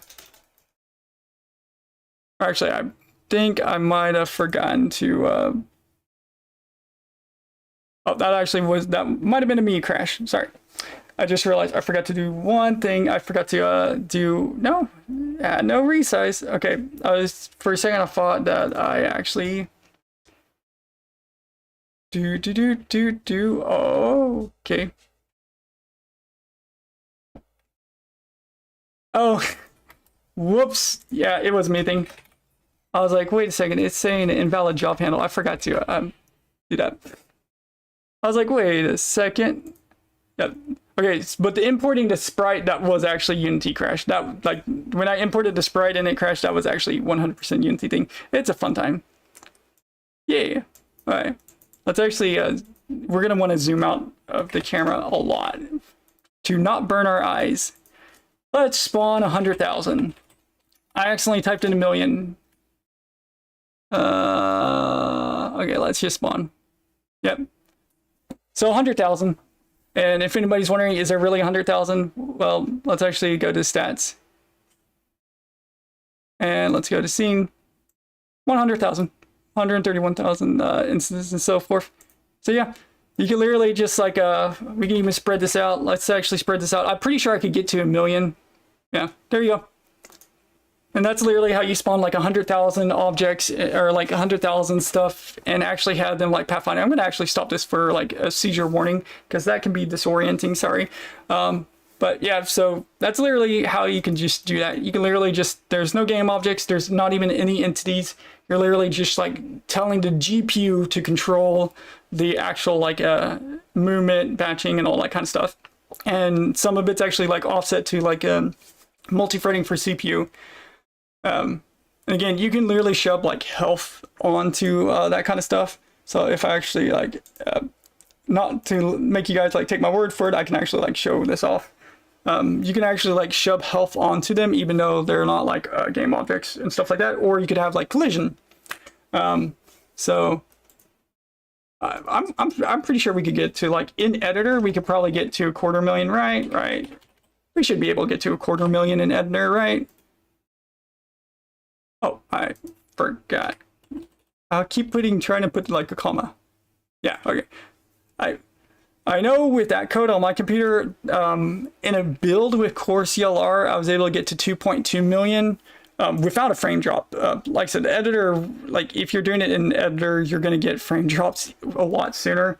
The reason why Core CLR is not currently supported inside the editor, it's only a player build. So like if you build towards Core CLR, certain things are going to just have a ridiculous improvement in performance, like a really huge performance increase. But like actually show this off, like if I actually go to my player abilities and stuff, let's actually go to projectile manager. So at the current moment, I'm having, like I was testing out like the differences between like benefits. So you'll see, okay, I got like a little single shot that's actually being spawned in.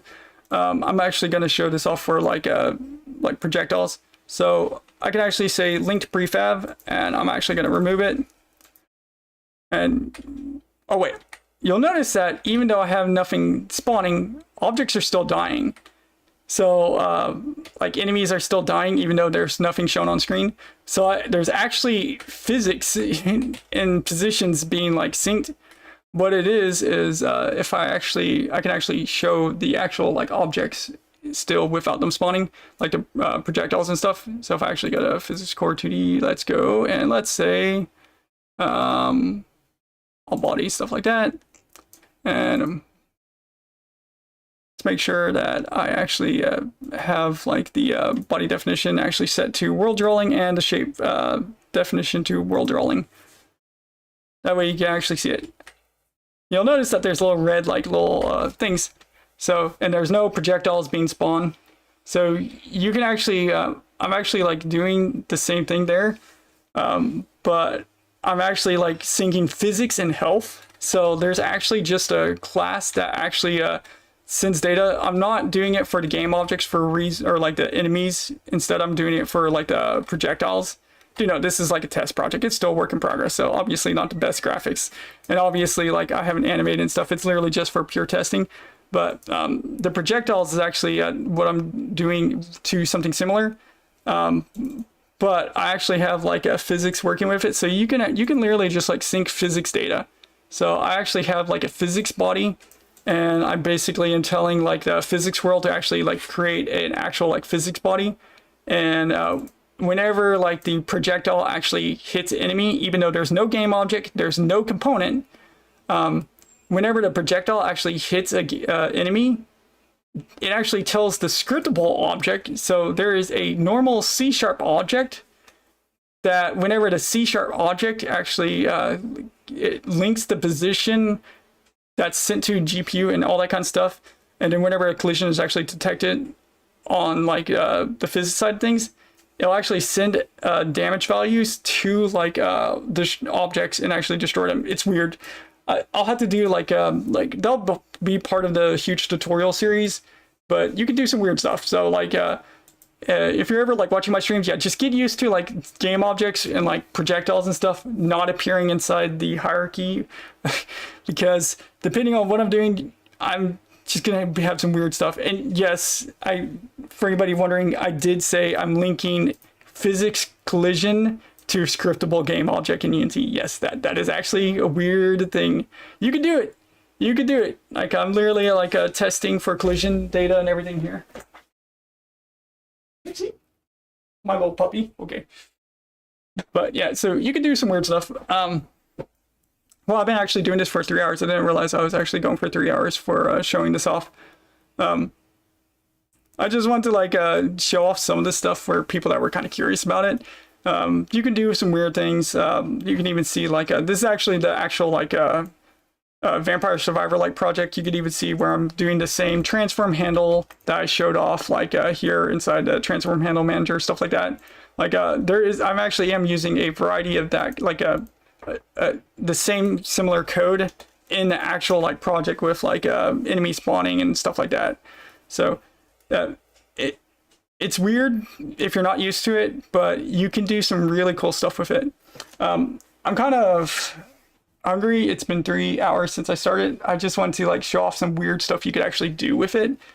I hope you guys actually enjoy this, but I'm gonna actually call it for now. I'm gonna actually like I was trying to think of like this stream was basically just me thinking of ideas of like stuff I could actually show off for like tutorials. And if anybody's like curious like how like some of that stuff is gonna go, obviously we'll be talking a lot about like the C# unmanaged memory side of things, and also like the native memory side of things in tutorials. But I'm gonna end the stream. Thank you all for joining. I just wanted to show off how to do like certain things like this. I should stop. I shouldn't click play. That's a seizure warning. Okay, because that can actually hurt your eyes. But anyways, thank you all for joining. I'm gonna call it. I just want to share some stuff. So you guys have a great day. The first tutorial of the series should come out either Friday or Saturday. It was supposed to come out last week, but the heat, 120-degree temperature just made me sick. So I had to postpone actually like the series. But it will come out, the first video should come out either Friday or Saturday. So hope you guys liked it. There's some weird jank you can do with like memory addresses, references, and stuff like that. And you can do a lot of weird stuff with it. And some of it actually does have real world uses for like a high performant, like game projects. Like I said, Vampire Survivor, like a swarm system in 3D. It doesn't have to be just 2D. You can do it in 3D as well. And a lot of other stuff. So take it easy, everyone. Hope you guys have a wonderful day, and I hope you guys have a wonderful week, and I'll see you guys next time. Take it easy. I guess I should ask, if anybody has any questions, just drop it in Discord or drop it in comment to this video after